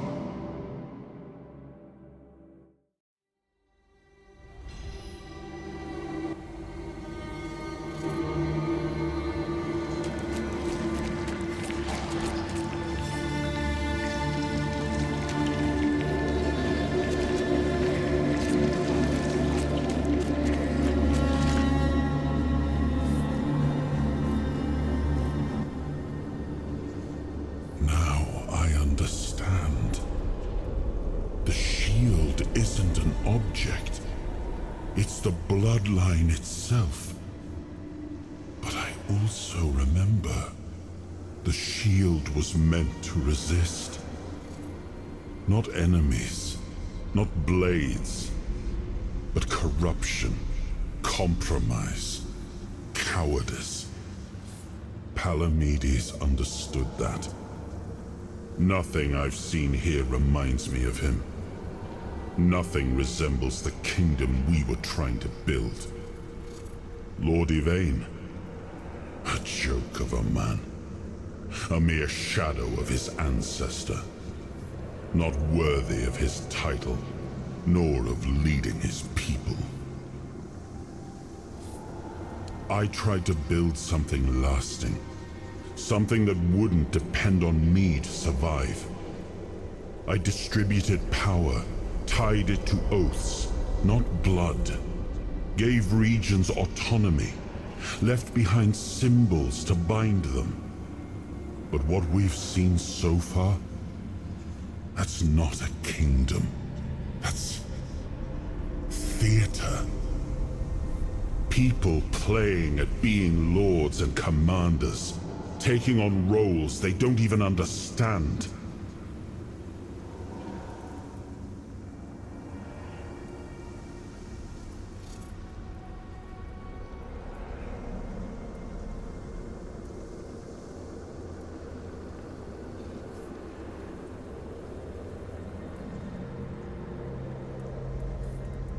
All I've seen here is fear. Indecisive men wearing the mask of power. But their power comes from symbols they don't even understand. And when a decision needs to be made, they hesitate. When danger appears, they flinch. Denholm, commander of Camelot's forces, is incapable of acting without direct orders. Yvain, a descendant of Palamedes, yet too weak to stand against choices that harm his people. Their fear breeds indecision. If you cannot choose, you cannot protect. And if you cannot protect, Avalon rots.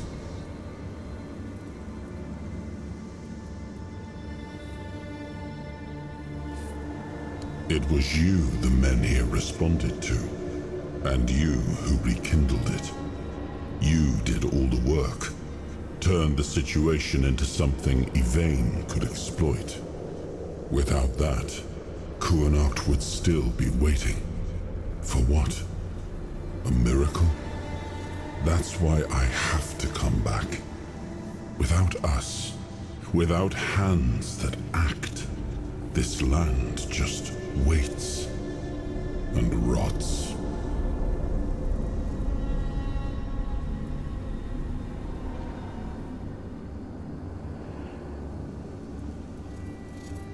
Merlin wanted me to become a symbol. But I realized that one person, one myth, won't be enough. This kingdom needed more. It needed to stand on stronger foundations. And so, I left mementos behind, to serve as cornerstones for various facets of the kingdom. It seems we were both wrong about this.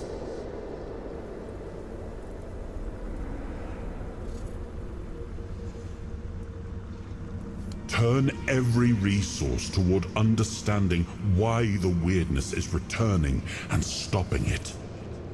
Hiding in Camelot is cowardice. Staying here? Stupidity. But what I would do doesn't matter. This is precisely why Palamedes was made Avalon's shield, to judge for himself what serves the people. Even if it meant standing against me.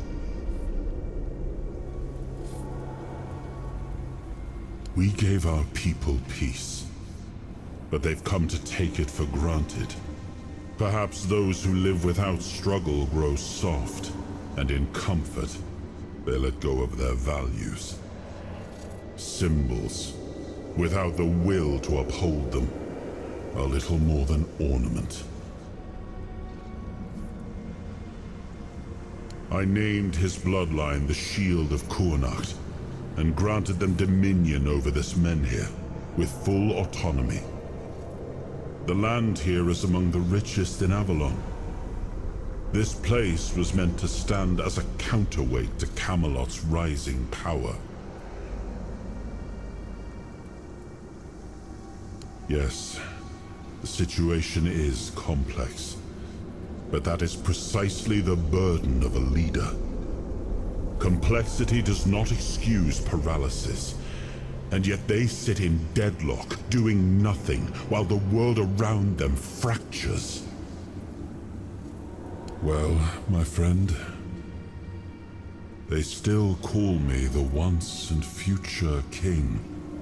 Still hold feasts in my name. Feasts won't save them, but action might. We've wasted enough time. Let's move to the Forlorn Swords and find my crown. Let's make me whole. It's the last hope for this wretched kingdom of ruin.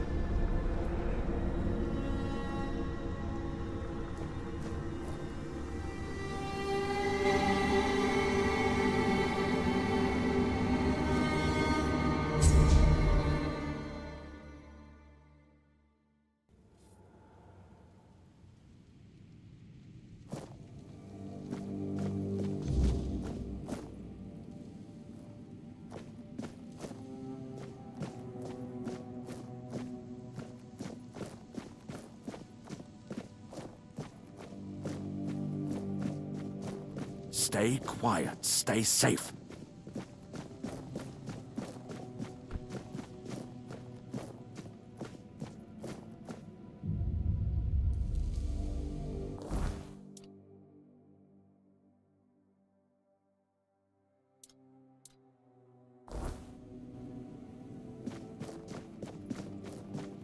Just passing through. Good to see you. I assume this visit is more than social. Take care.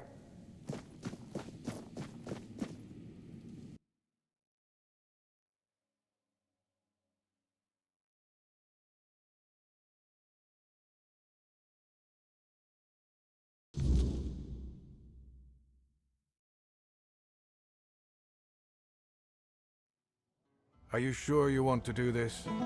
You can still back out. Camelot will surely forgive you for this insubordination. I have never been more certain of anything in my life. This is the only way. Fine. Do as you will. Look who woke up. You're a bit late, though. You missed the show. Our Lord gave a rousing speech to his subjects explaining why he's going to leave them in these dire times. I'll leave you two. I need to start cleaning up the mess you made, Yvain. And before I forget, some shady-looking character was looking for you. Didn't tell me his name, but said you're old friends. Said he'll wait nearby. Greetings, friend of our house. What may I do for you today?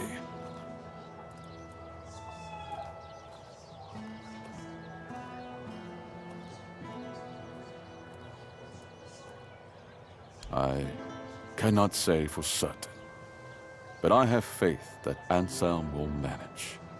Truth be told, he's been the one keeping things in order for quite some time now. Since Maeve's passing, I've been all too aware of how much I've neglected my responsibilities. Camelot will keep the peace in my stead, and I can only hope that the people of Connacht will come to trust Denholm and his men. We may not agree on every matter, but I cannot deny Denholm's honor. When I return, it will have to be enough. And so, I thank you once more. House Terion is... no, wait. I am personally deeply indebted to you. Because of your efforts, my family has the chance to reclaim the glory it once knew. As soon as the necessary preparations are complete, with any luck, it won't take much longer. Anselm will assume my duties in my absence. He is my most trusted man, and he is respected by the people. For now, he's assisting me in gathering supplies. I do not know when or if I will return. Connacht and its people must be ready for either eventuality. Really? I hope he supports my decision to embark on the quest for the Holy Grail. Although, in truth, it doesn't really matter. I made my decision, and I'll stand by it. Whether my noble ancestor approves or not. Well, and now you are the shield of my people. I trust you will ensure that his blessing is not squandered.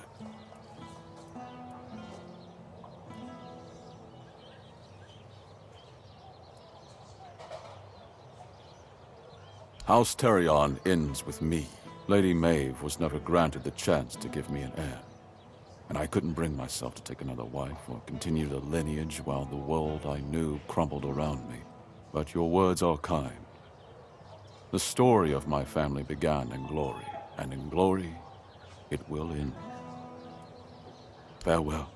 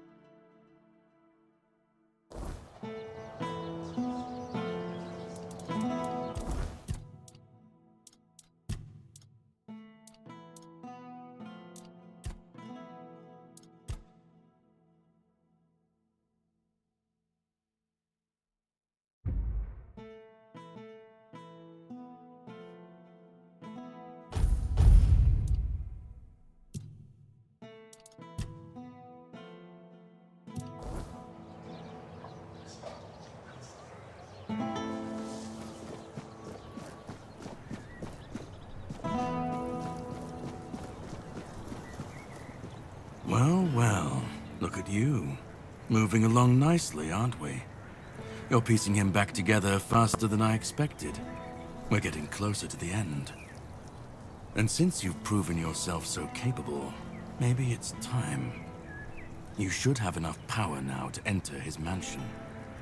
Here, go to this place and see if the door opens for you. No. If you want to know the truth about the man pulling the strings, it's time you took a look behind the curtain. It's the house of someone I once called my employer, Orin. The same one whose plans got you out of the island asylum.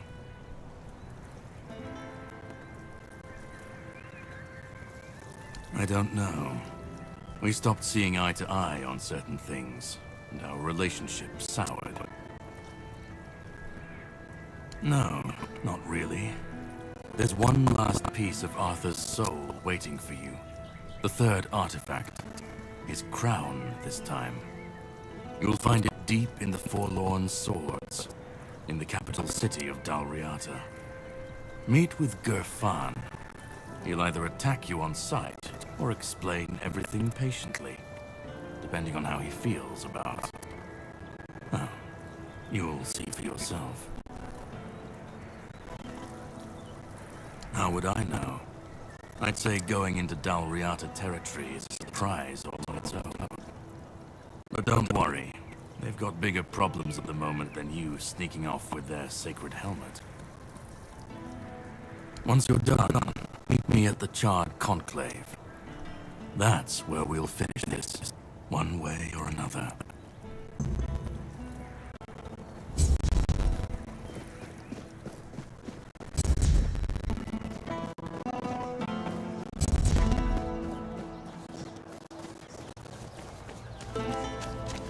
You need something?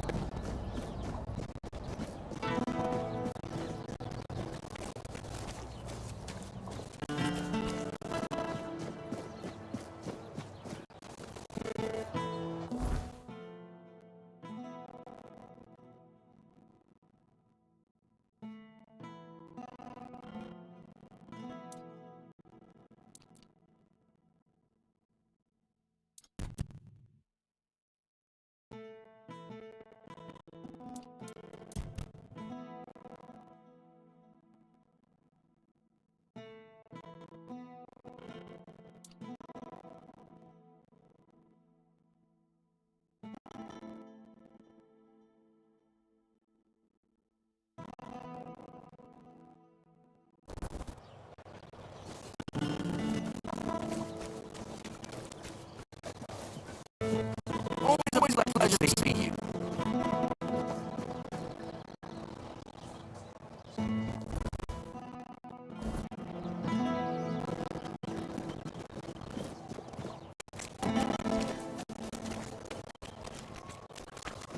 Help us to slow down your children.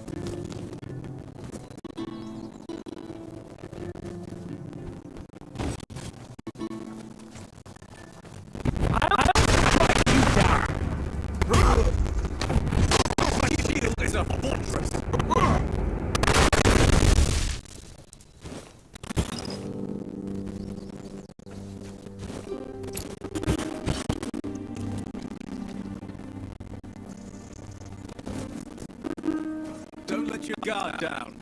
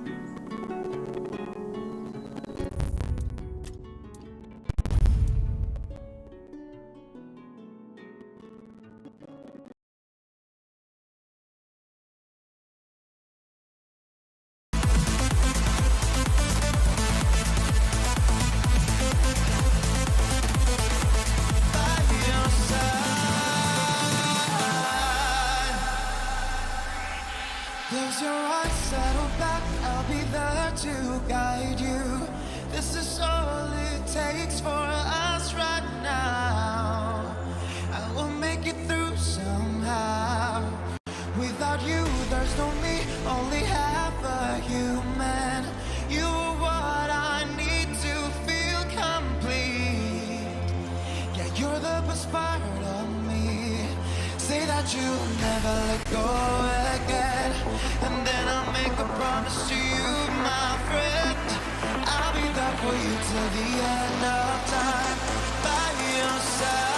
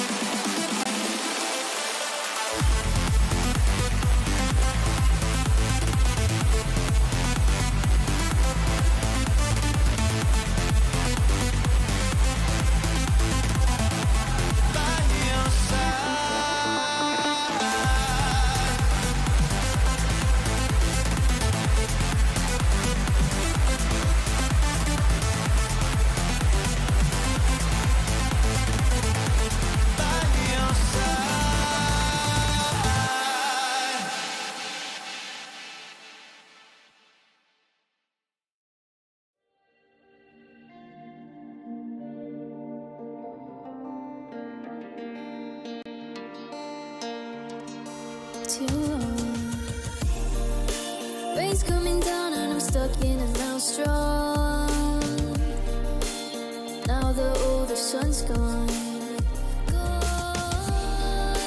I thought I'd never be the one to move on. Stuck on you for too long, so I have to go. Only me, have to leave you with nothing. I can't let you know, by design you just lie, say you love me. Running for my life, trying to dodge everything that falls from your skies. Find all my fears again, and now my tears in the rain.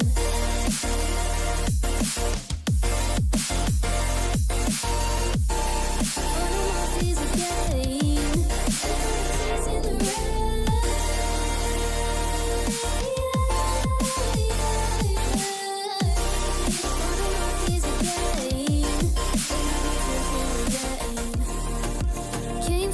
But you can't stand the dark cloud. Is the thunder too loud? I never thought I'd be the one to back down, but now I can't turn around. Running through your streets, head to toe, drenched. Where did you send your love? 'Cause I didn't see it, and I know you feel it like us. Soaked in your OD, can't wash it out, you feel it now. Weigh you down, full of the reasons why I'm not still around. So I have to go, only me, have to leave you with nothing. I I can't let you know. By design, you just lie, say you love me. Running for my life, trying to dodge everything that falls from your skies. Follow my face again, and now my tears in the rain.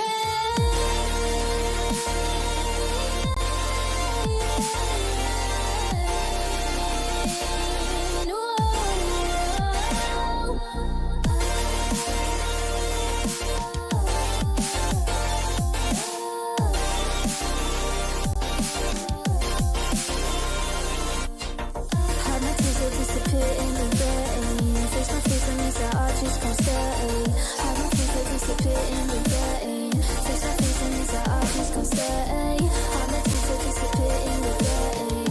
Face my face on this, I just can't stay.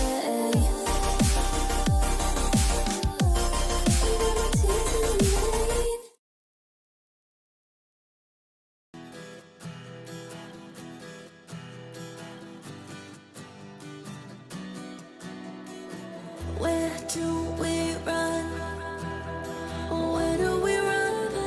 Where do we go now? Where do we love? Where do we love? After all the fallout, tracing circles on my mind. What to do with all the time? Give you up, I'll make you mine.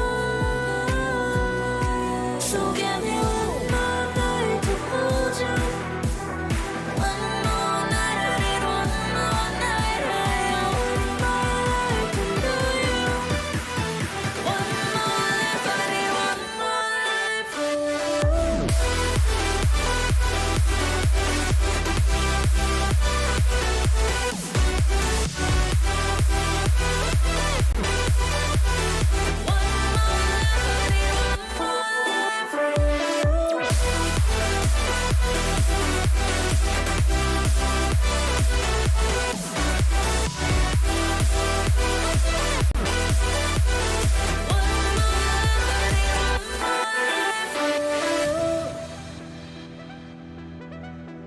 One more life, I need one more life. Somewhere, someone. Somewhere, someone holds you when you want me. We're never done. We're never done. Never where we should be. Tracing circles on my mind. What to do with all the time? Give you up, I'll make you mine. So give me one more night to hold you. One more night, I need one more night. I need one more life to know you. One more life, I need one more life. I need one more night to hold you. One more night, I need one more night. I need one more life to know you. One more life, I need one more life for you.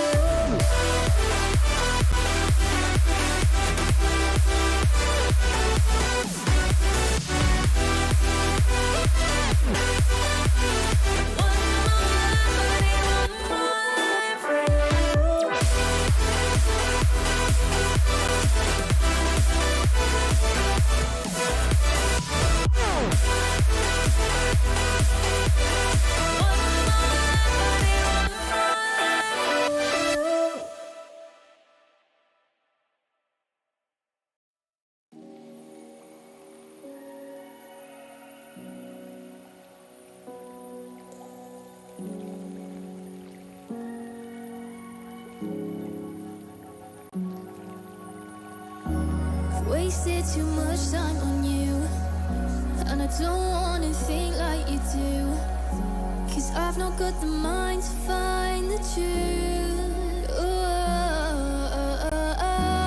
Taken all my life from me to stand right here and see that I always had the thing I need.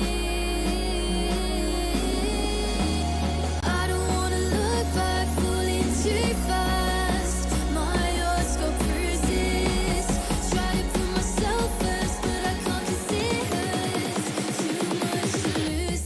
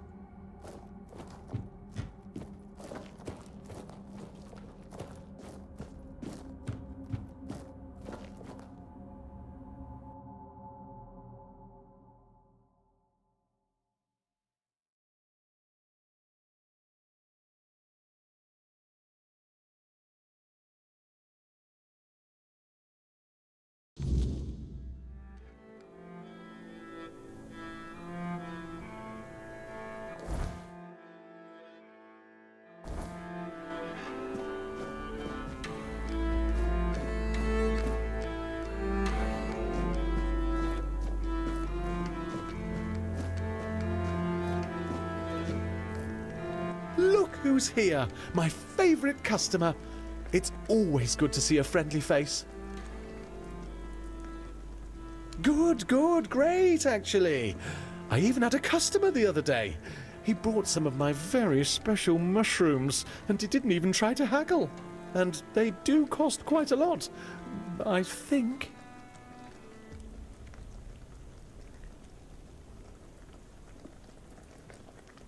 Oh, you see, I stole them from a grove that belongs to one nasty Spriggan. And if he caught me, I'd be dead, or worse.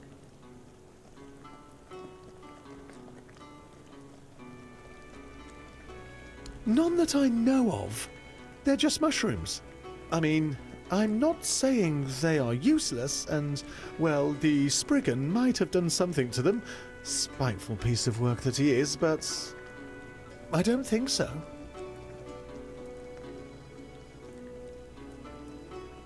Well, no. The customer asked me why the mushrooms are so expensive. So I explained that they were very special. And that I gathered them under the cover of night at a place guarded by a dangerous magical being.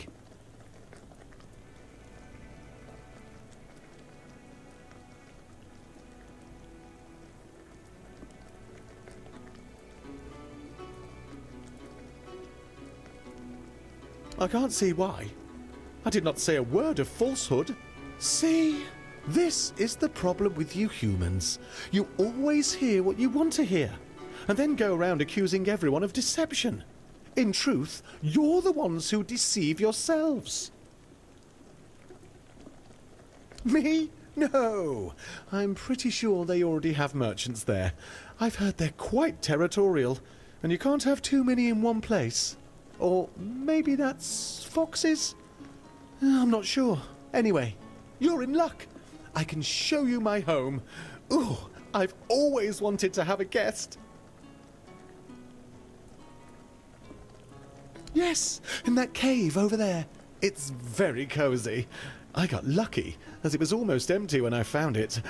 Could you believe that? I didn't even have to fight a bear to move in. There were a few dead humans, but it's not like they minded. I put them in a neat pile in the corner. But you're no stranger, are you? I consider you my friend, and my home is always open to my friends. Besides, I decorated it myself, and I really want someone to see it.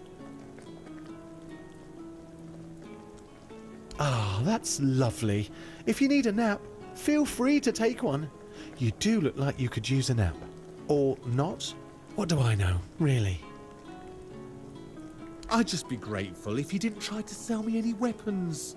Or nails. Or buckets with iron handles. It's not that I have anything against things made of iron. I simply don't condone violence, that's it.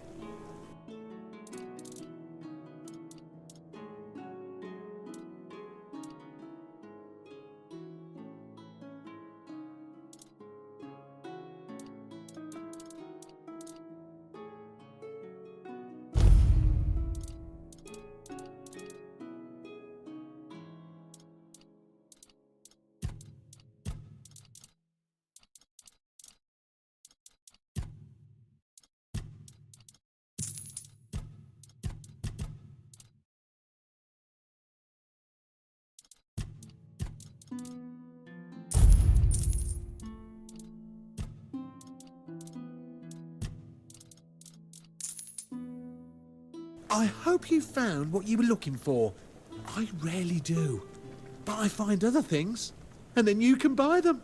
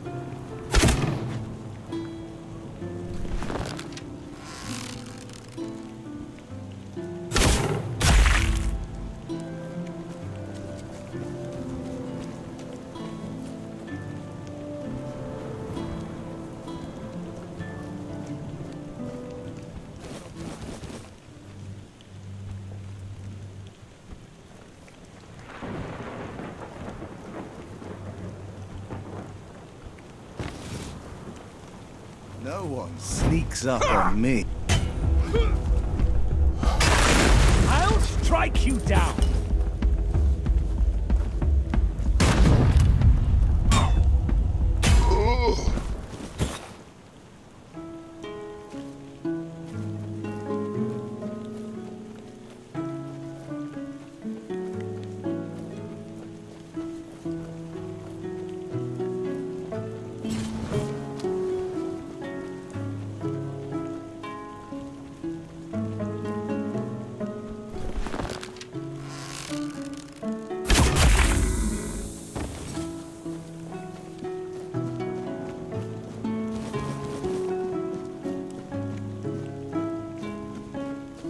Something's not right. Hold your... I'll strike you down.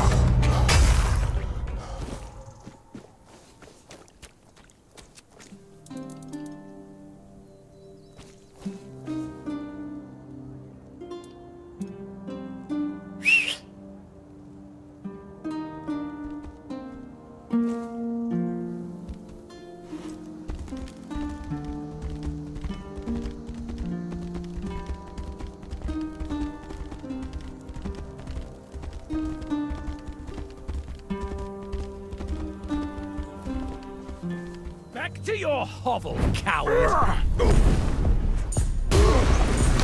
You're nothing but a peasant!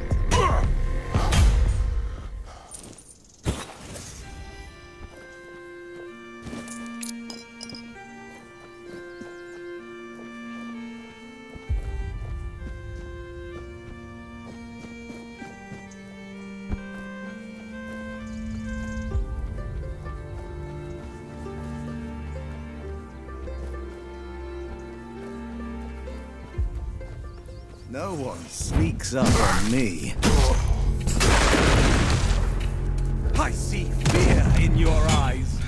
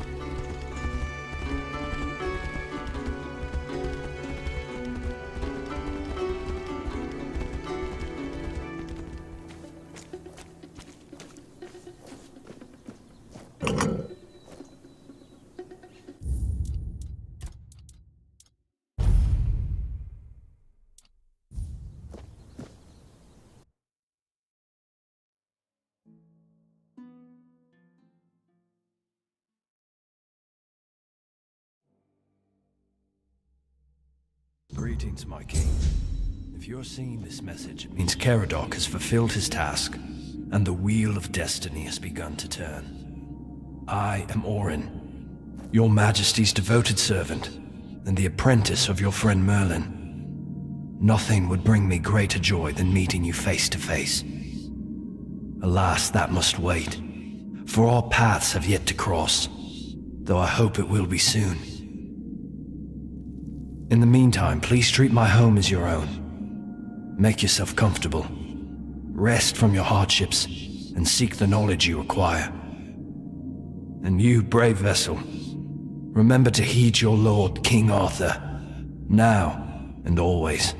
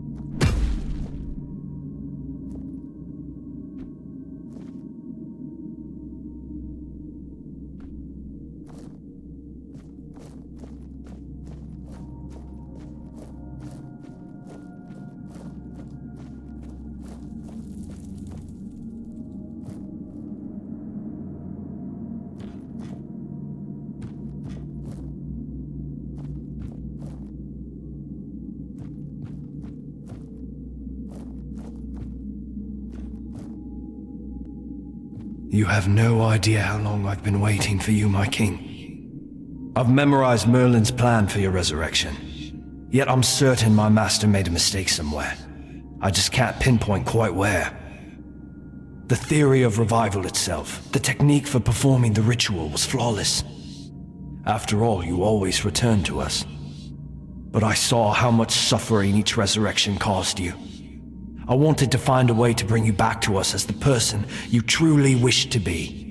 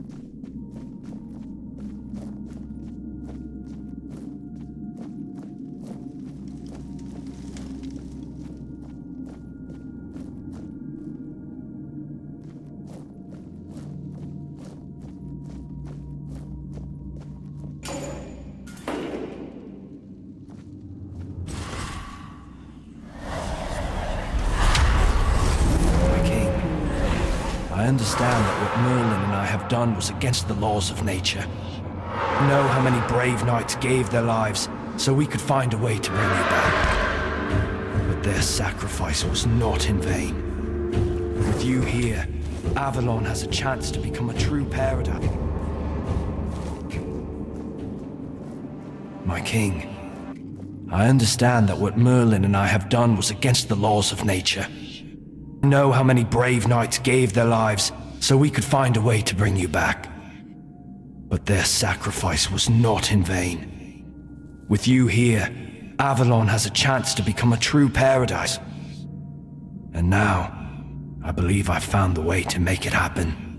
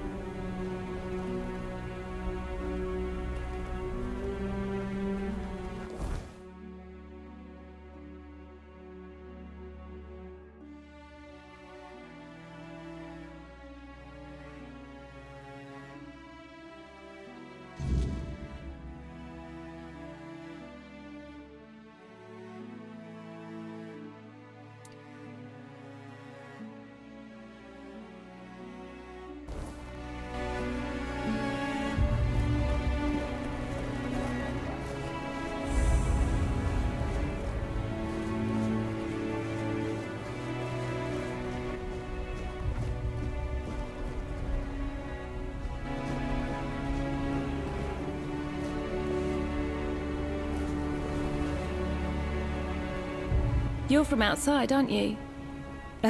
Silly question. You don't look like anyone from the tribes. Tell me, do you know anything about One Eye? Where he's stationed now? Of course. I'm Olwyn of the Spain tribe, though I don't know if they'll let me keep that name after running away like this. But I don't care. My tribe isn't what it used to be. I doubt anyone's still alive anyway. I don't know if I can talk about it. It's still too raw, you know? Something terrible happened. Truly terrible. Our god, the Lord of the Hunt, he got out of wherever he was being kept. And then he did what gods like him do. He hunted. Faithful or not, it didn't matter. There was so much blood. I'm sorry. I can't talk about it. Even under normal circumstances, that would be risky. Our archers would drop you the moment you stepped on our land. I don't know how many are left, but if I were you, I'd go to Gurfhan first. He can give you a pass, so you can visit the tribes without, well, getting shot. So if you value your life, go to the capital first. After that, wander as much as you like. So, about One Eye.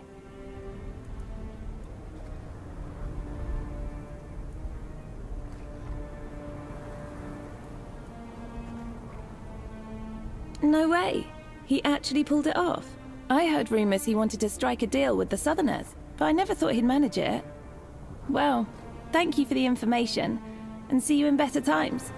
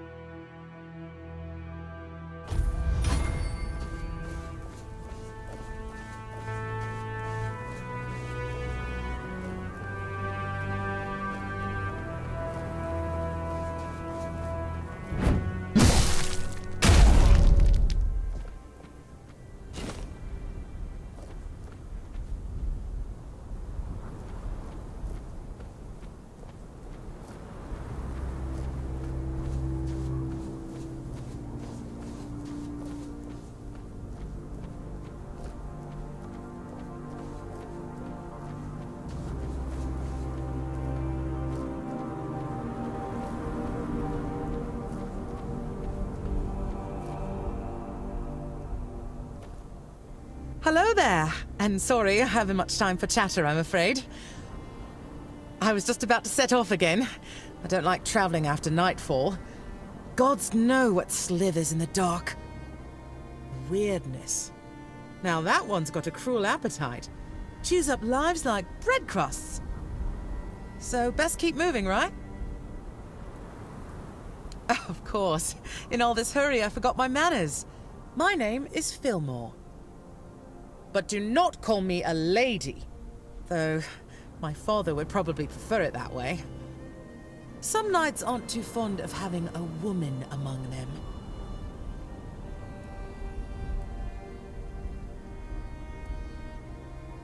Why? I suppose I thought it would make me count. People notice a knight. They move aside when you pass. I read that even among the Knights of the Round Table, there were few women. Percival, for example. Oh, what a wonderful life she must have had. Yes, he's a bit, overprotective. Especially when it comes to the family name and what people say. He never made it to the Round Table himself, so he pinned his hopes on my brothers. One ended up as a bodyguard, the other took priestly vows. That left him bitterly disappointed, and, well, he didn't have much belief left in a daughter.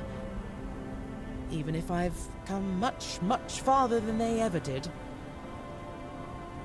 Forlorn swords. But, if you don't mind, I'd rather keep the purpose of my journey to myself for now. I'd hate to jinx it, having come this far already. The road to Burrow to Connacht wasn't easy, and there's still much ahead. Yes, I heard they're not really friendly to outsiders. But I've no intention of getting in anyone's way. I'll keep to the paths that seem long forgotten. Besides, I'm not exactly searching for something most folk would care about anyway. Thank you. Safe travels, kind wanderer.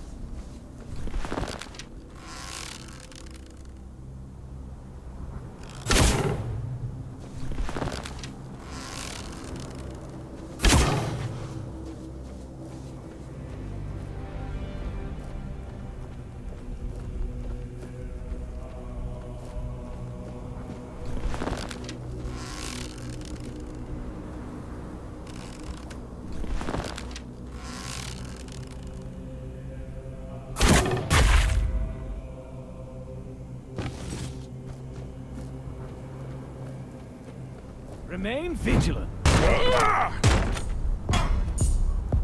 I see fear in your eyes.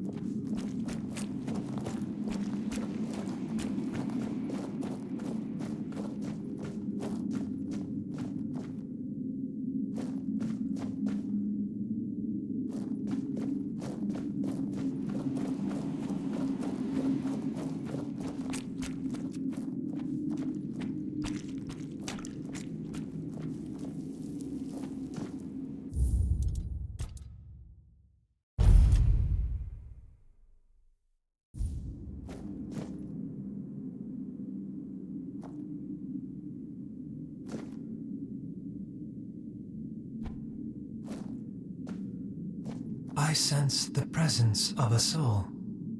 The veil stirs. I awaken. I am the observation construct, set here long ago by my creators. Of them, no trace remains, only silence. Yet you bear the soul mark of a creator. Faint, flickering, but there. Shall I speak what I have seen? Time is not mine to measure. No sun reaches this place. If you seek such knowledge, find the one the creators named Time Construct. Or ask the construct for watching Outlanders. He counts the days, or so it's said.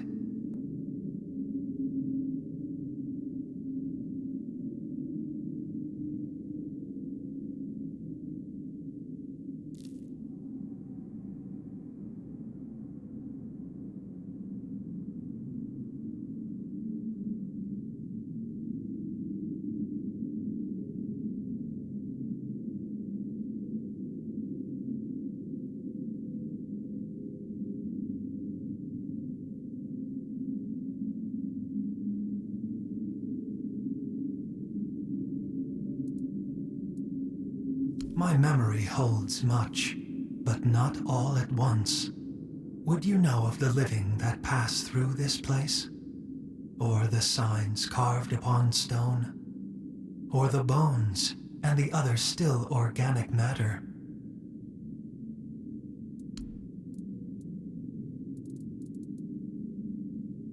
The stone is painted history. The first carved their truths into the walls.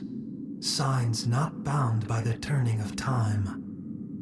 I watched as stars marked their days, the gut of the mountain, the giant's eye. The sky bore witness when the primordial fell. The pattern remains for those who know how to follow it, but few now do. I do not know this word. I was woken by the hand of creators, or perhaps by their will. That is enough. One rests still, a skull of the first, cradled on a pedestal, delicate, revered. Perhaps the old tales speak true, that the creators sprang from those ancient ones. The signs point that way. But to say more would be beyond my knowing. A greater construct would be needed. So be it. Many come. Small lives, clawed and toothsome. They bicker, they fight, they devour. Be wary. None like you have passed this way in many cycles. None who bore such light in the soul. I wake to presence. I rest when the world falls silent. The watch is ended, for now. When another soul walks this ground, I shall wake once more. Take this as a memento of our meeting.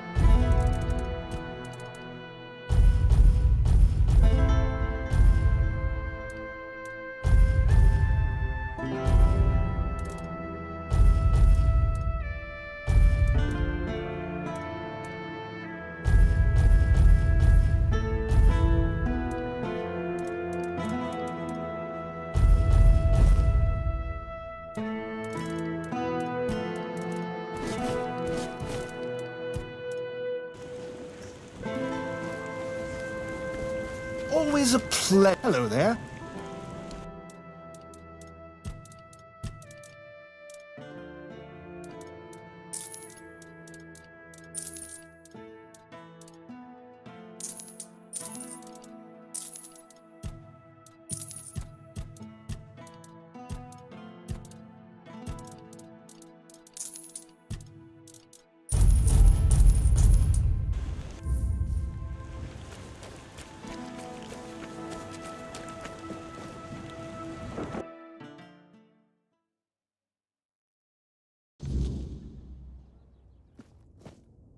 Hello. What brings you here? Oh, by the piggish wounds. That looks like a four-dweller's skull. I'm not sure. I can't put my finger on it. It looks similar, but far more primitive. Quickly, let's hide it. Who knows how people may react to seeing something like this in the middle of town? Let's not cause trouble for Varel. Tell me, what was it like? What did you see?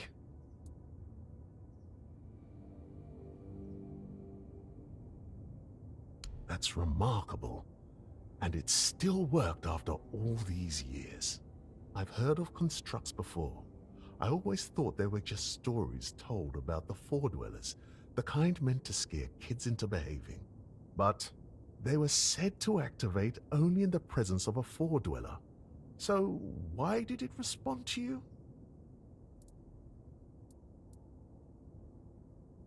Well, that explains it. Say hi from me.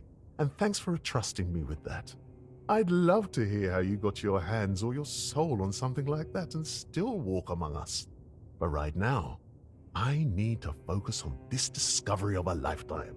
So tell me, what else did this construct say?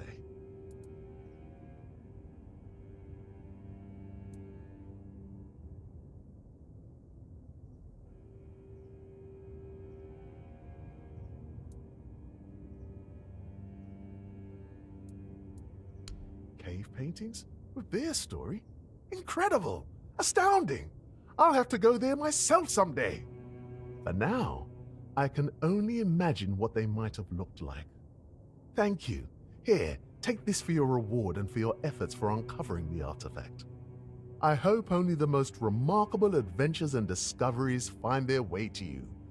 Now, if you'll excuse me, I'll return to my thoughts.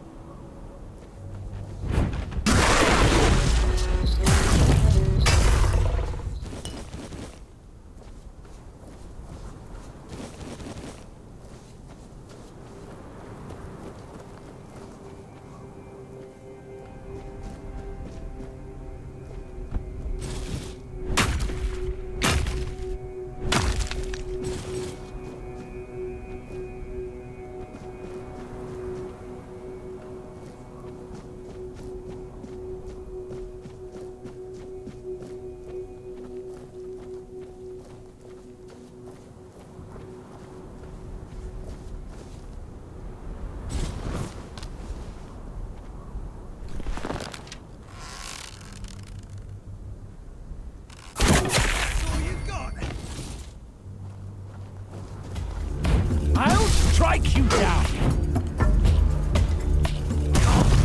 Oh my... That's all you've got!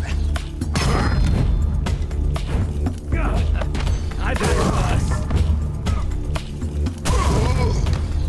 This is my lucky day! You are nothing but a peasant!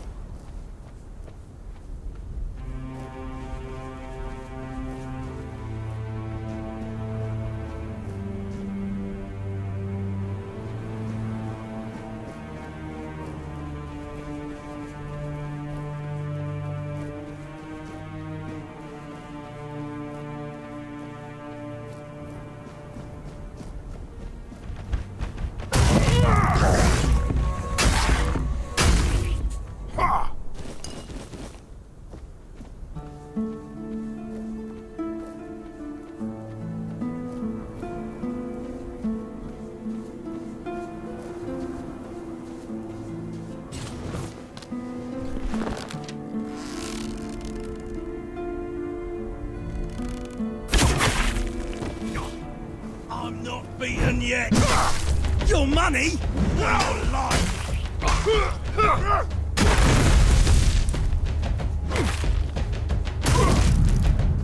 You're in for a world of hurt.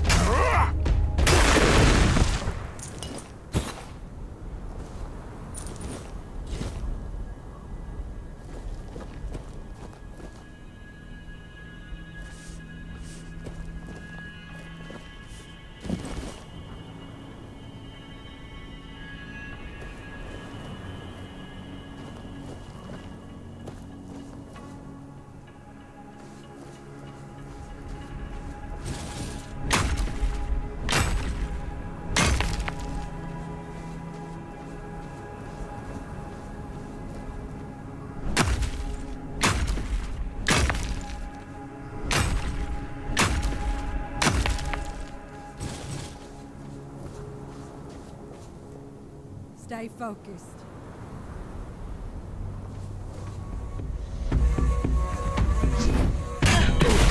That's all you know.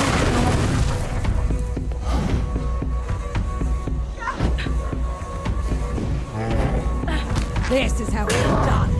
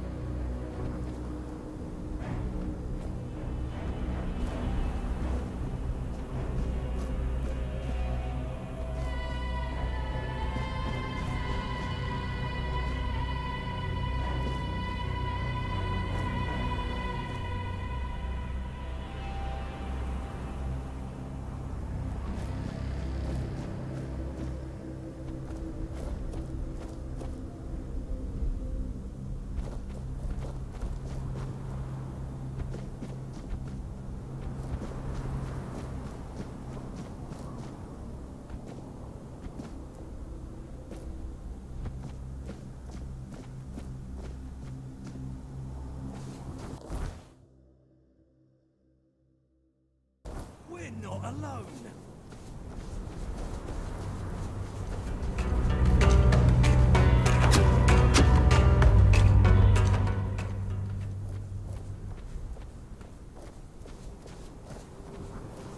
Look, Raylan, the alchemist's little lady sent her lapdog. Aye. So, dog, speak. Got the gold?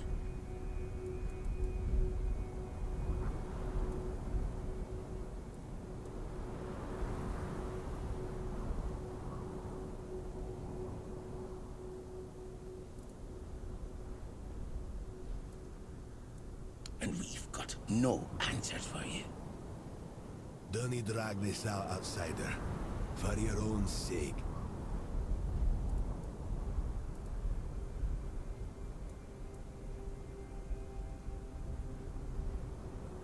Daniel,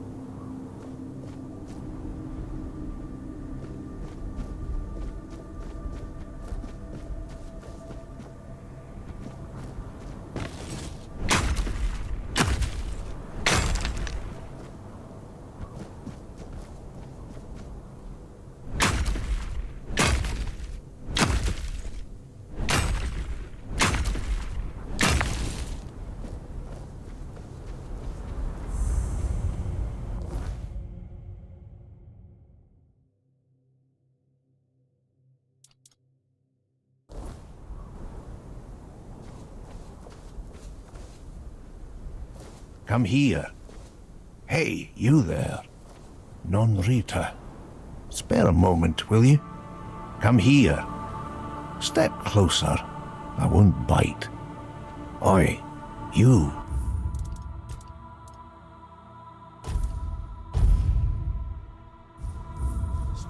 Good to see you, stranger. Not many souls pass through these lands anymore. A weird night hit, and I ran out of cobweb. Nothing to worry about. I've suffered worse back in the day. I'm Kedron of the Volker tribe, by the way. And you're clearly not from around here. What brings you to our humble homeland? Just don't tell me you're a Camelosian spy. I'll fight you if I have to, but I'd prefer to get my strength back first.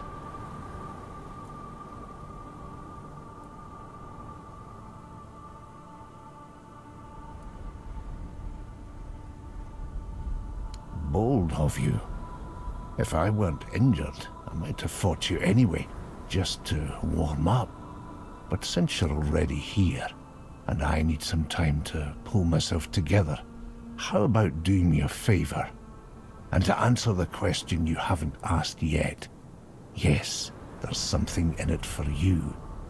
Like not being killed by my Dalrita kin the second they see your face. Oh, you could, but you wouldn't get far. That much I'm sure of. I need you to find Gerfan and inform him of my situation. I can't complete the task he gave me. He's also the one who can grant you safe passage through our lands. Without it, things might turn bloody real quick. The capital, you can't miss it. It looms over everything, always watching, like an overbearing mother. Used to be the place where all the tribes came together. Now it's quiet. That should tell you something. Head for the sword on the horizon. You'll find your way. Gerfan is the voice of the tribes, chosen long ago, back when his name carried weight and the leaders still listened. They say Mather herself blessed the runes of his fate. Now, he's just an old man, waiting for a moot that may never come. But I'll give him this. He still believes, still tries to gather the tribes. If you ask me, that won't happen again in 100 years. The tribes are too busy tearing each other apart. Those days of sitting together to plan a future, gone. There's no future left. Just snow, ice, and the weirdness. Still, you should meet him.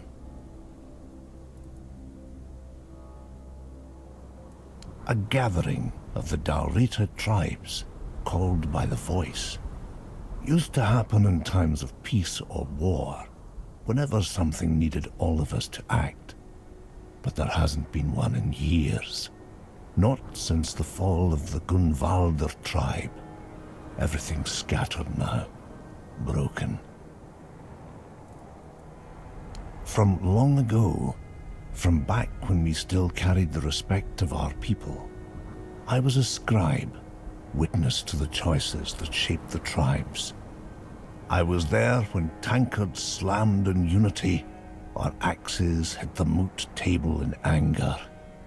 Gerf trusted me, told me things he never shared in public. His doubts, his burdens.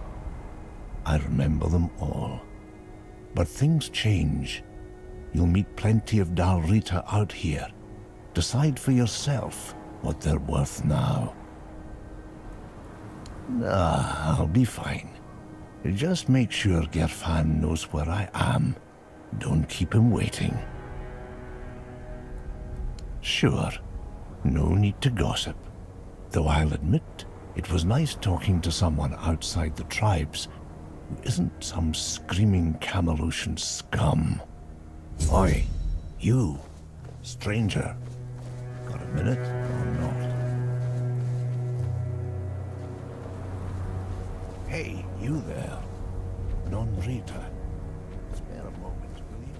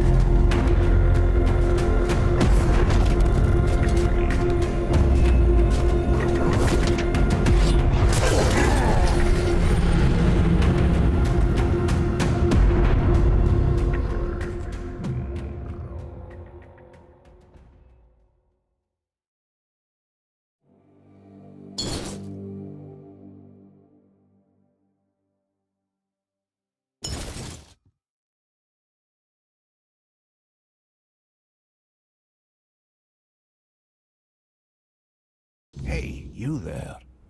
Non Rita. Good to see you.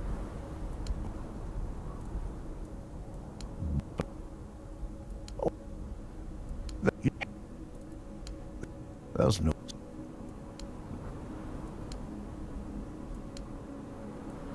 Step closer. I won't bite. Oi, you, stranger.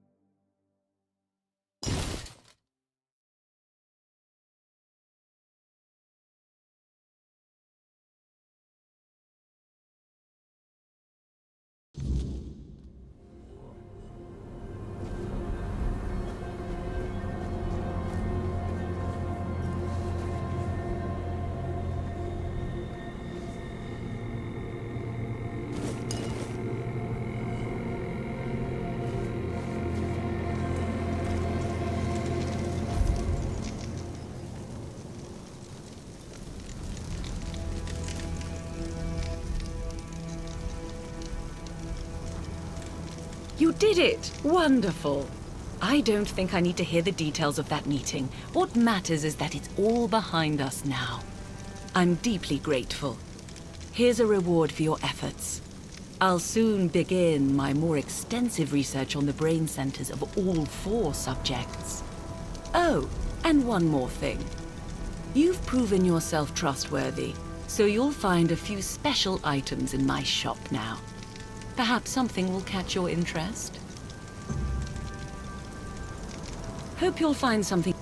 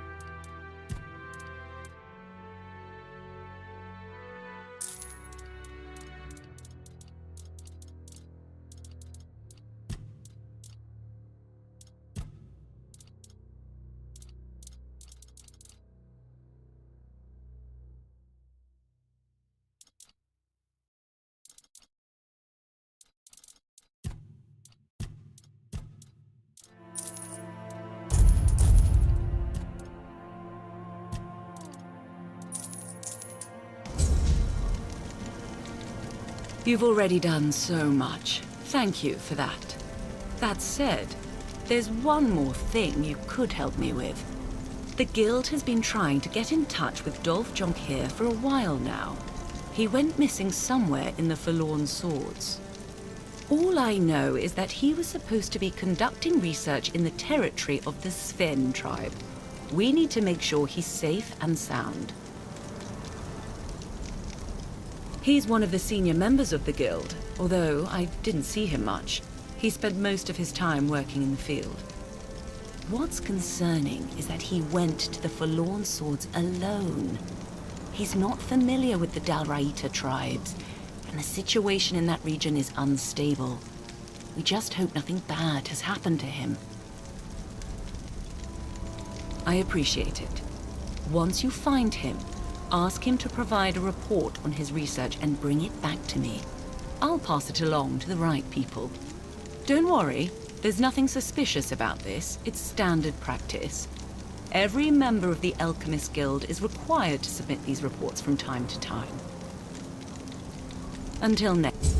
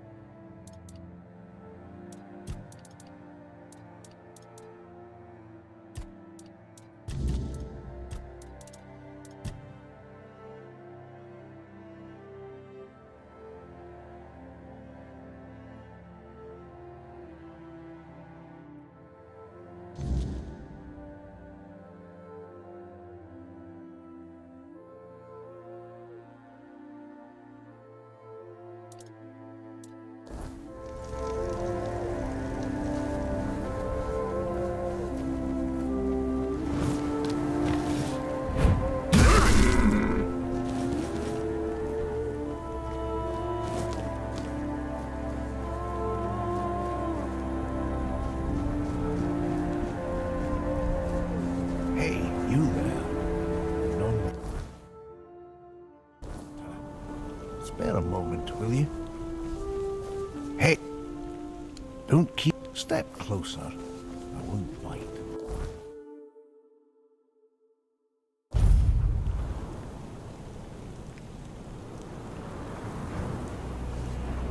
I think you lost your way. Turn back and be on your way. This is the village of the Sven tribe.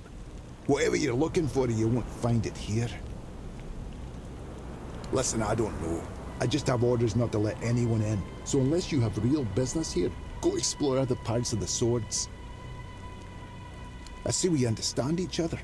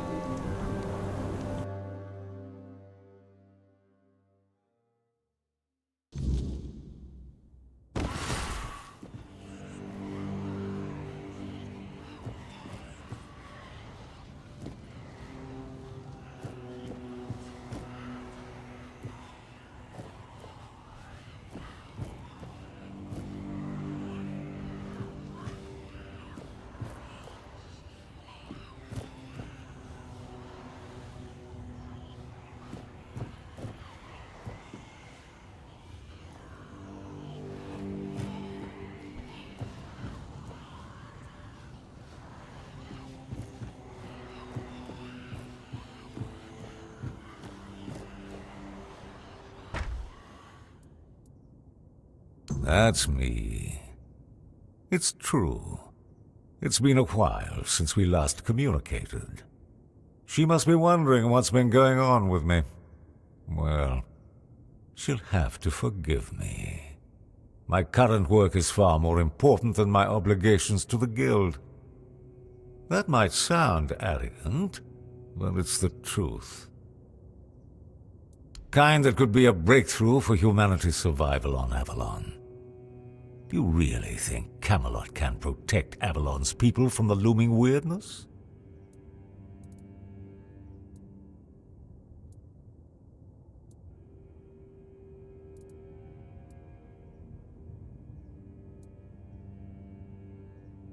Let me tell you this, Camelot cannot protect anyone. Its weakness, corruption, and subservience have doomed it. But the Dariata, they are not inflicted by those flaws. I want to extract the essence of the tribe's nature, the very thing that makes them superior to all other inhabitants of Avalon. I'm certain it holds the key to survival.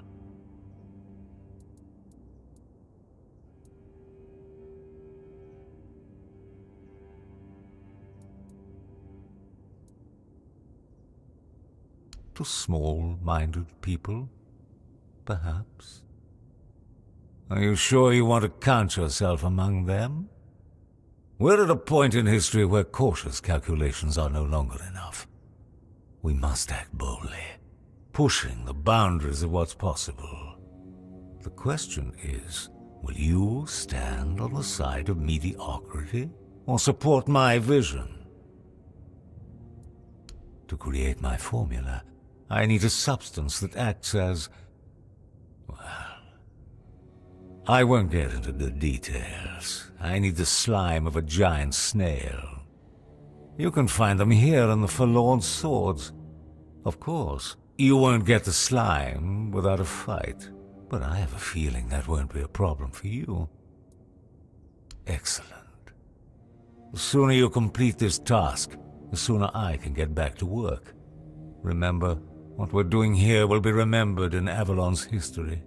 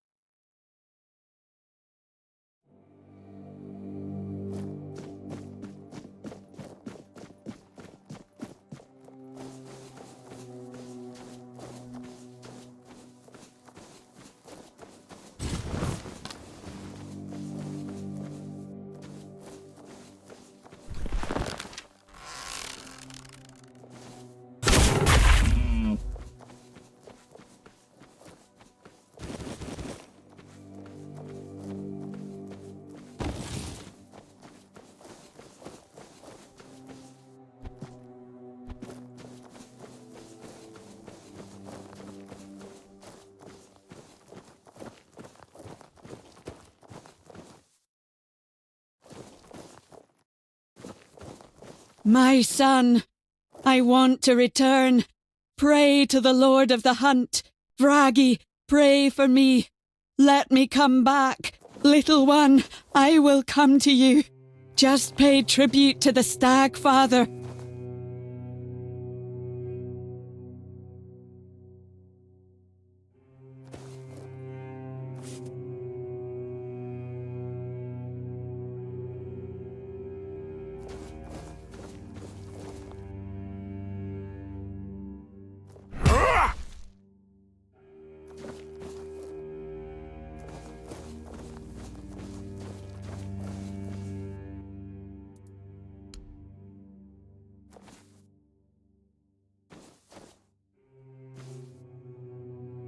Stop. I don't want to hurt you. I am Sigrun.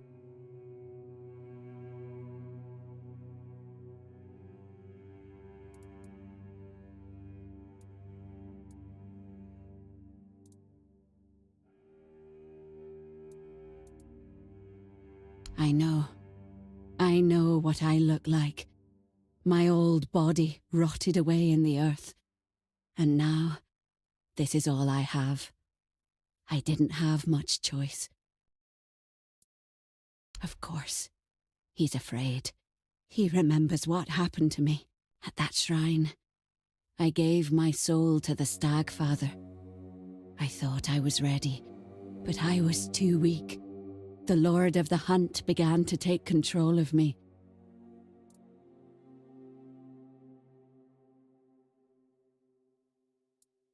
It was supposed to be symbolic.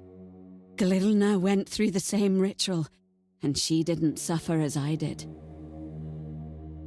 I could feel my thoughts slipping. The Stag Father was taking my mind and spirit. Piece by piece, I tried to fight back. But even when I managed to push him away for a moment, it drained all my strength. I clung to the thoughts of my husband and my son. But it wasn't enough. I was becoming less and less human. More and more like one of the Stag Father's beasts. I couldn't let the transformation go any further, for the sake of the tribe, for Chieftain Baalam and my Vragi.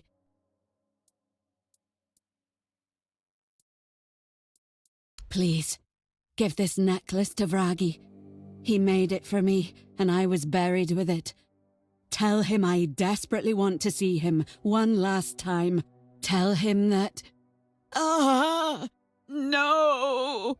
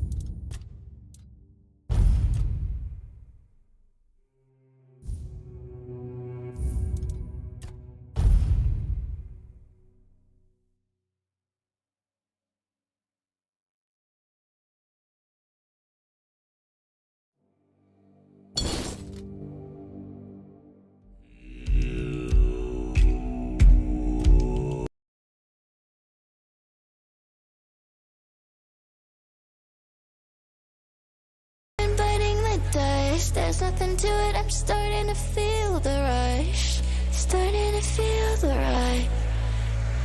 Now we're in overdrive, overdrive, overdrive. Now we're in overdrive, overdrive. Second gear into overdrive, overdrive, second gear into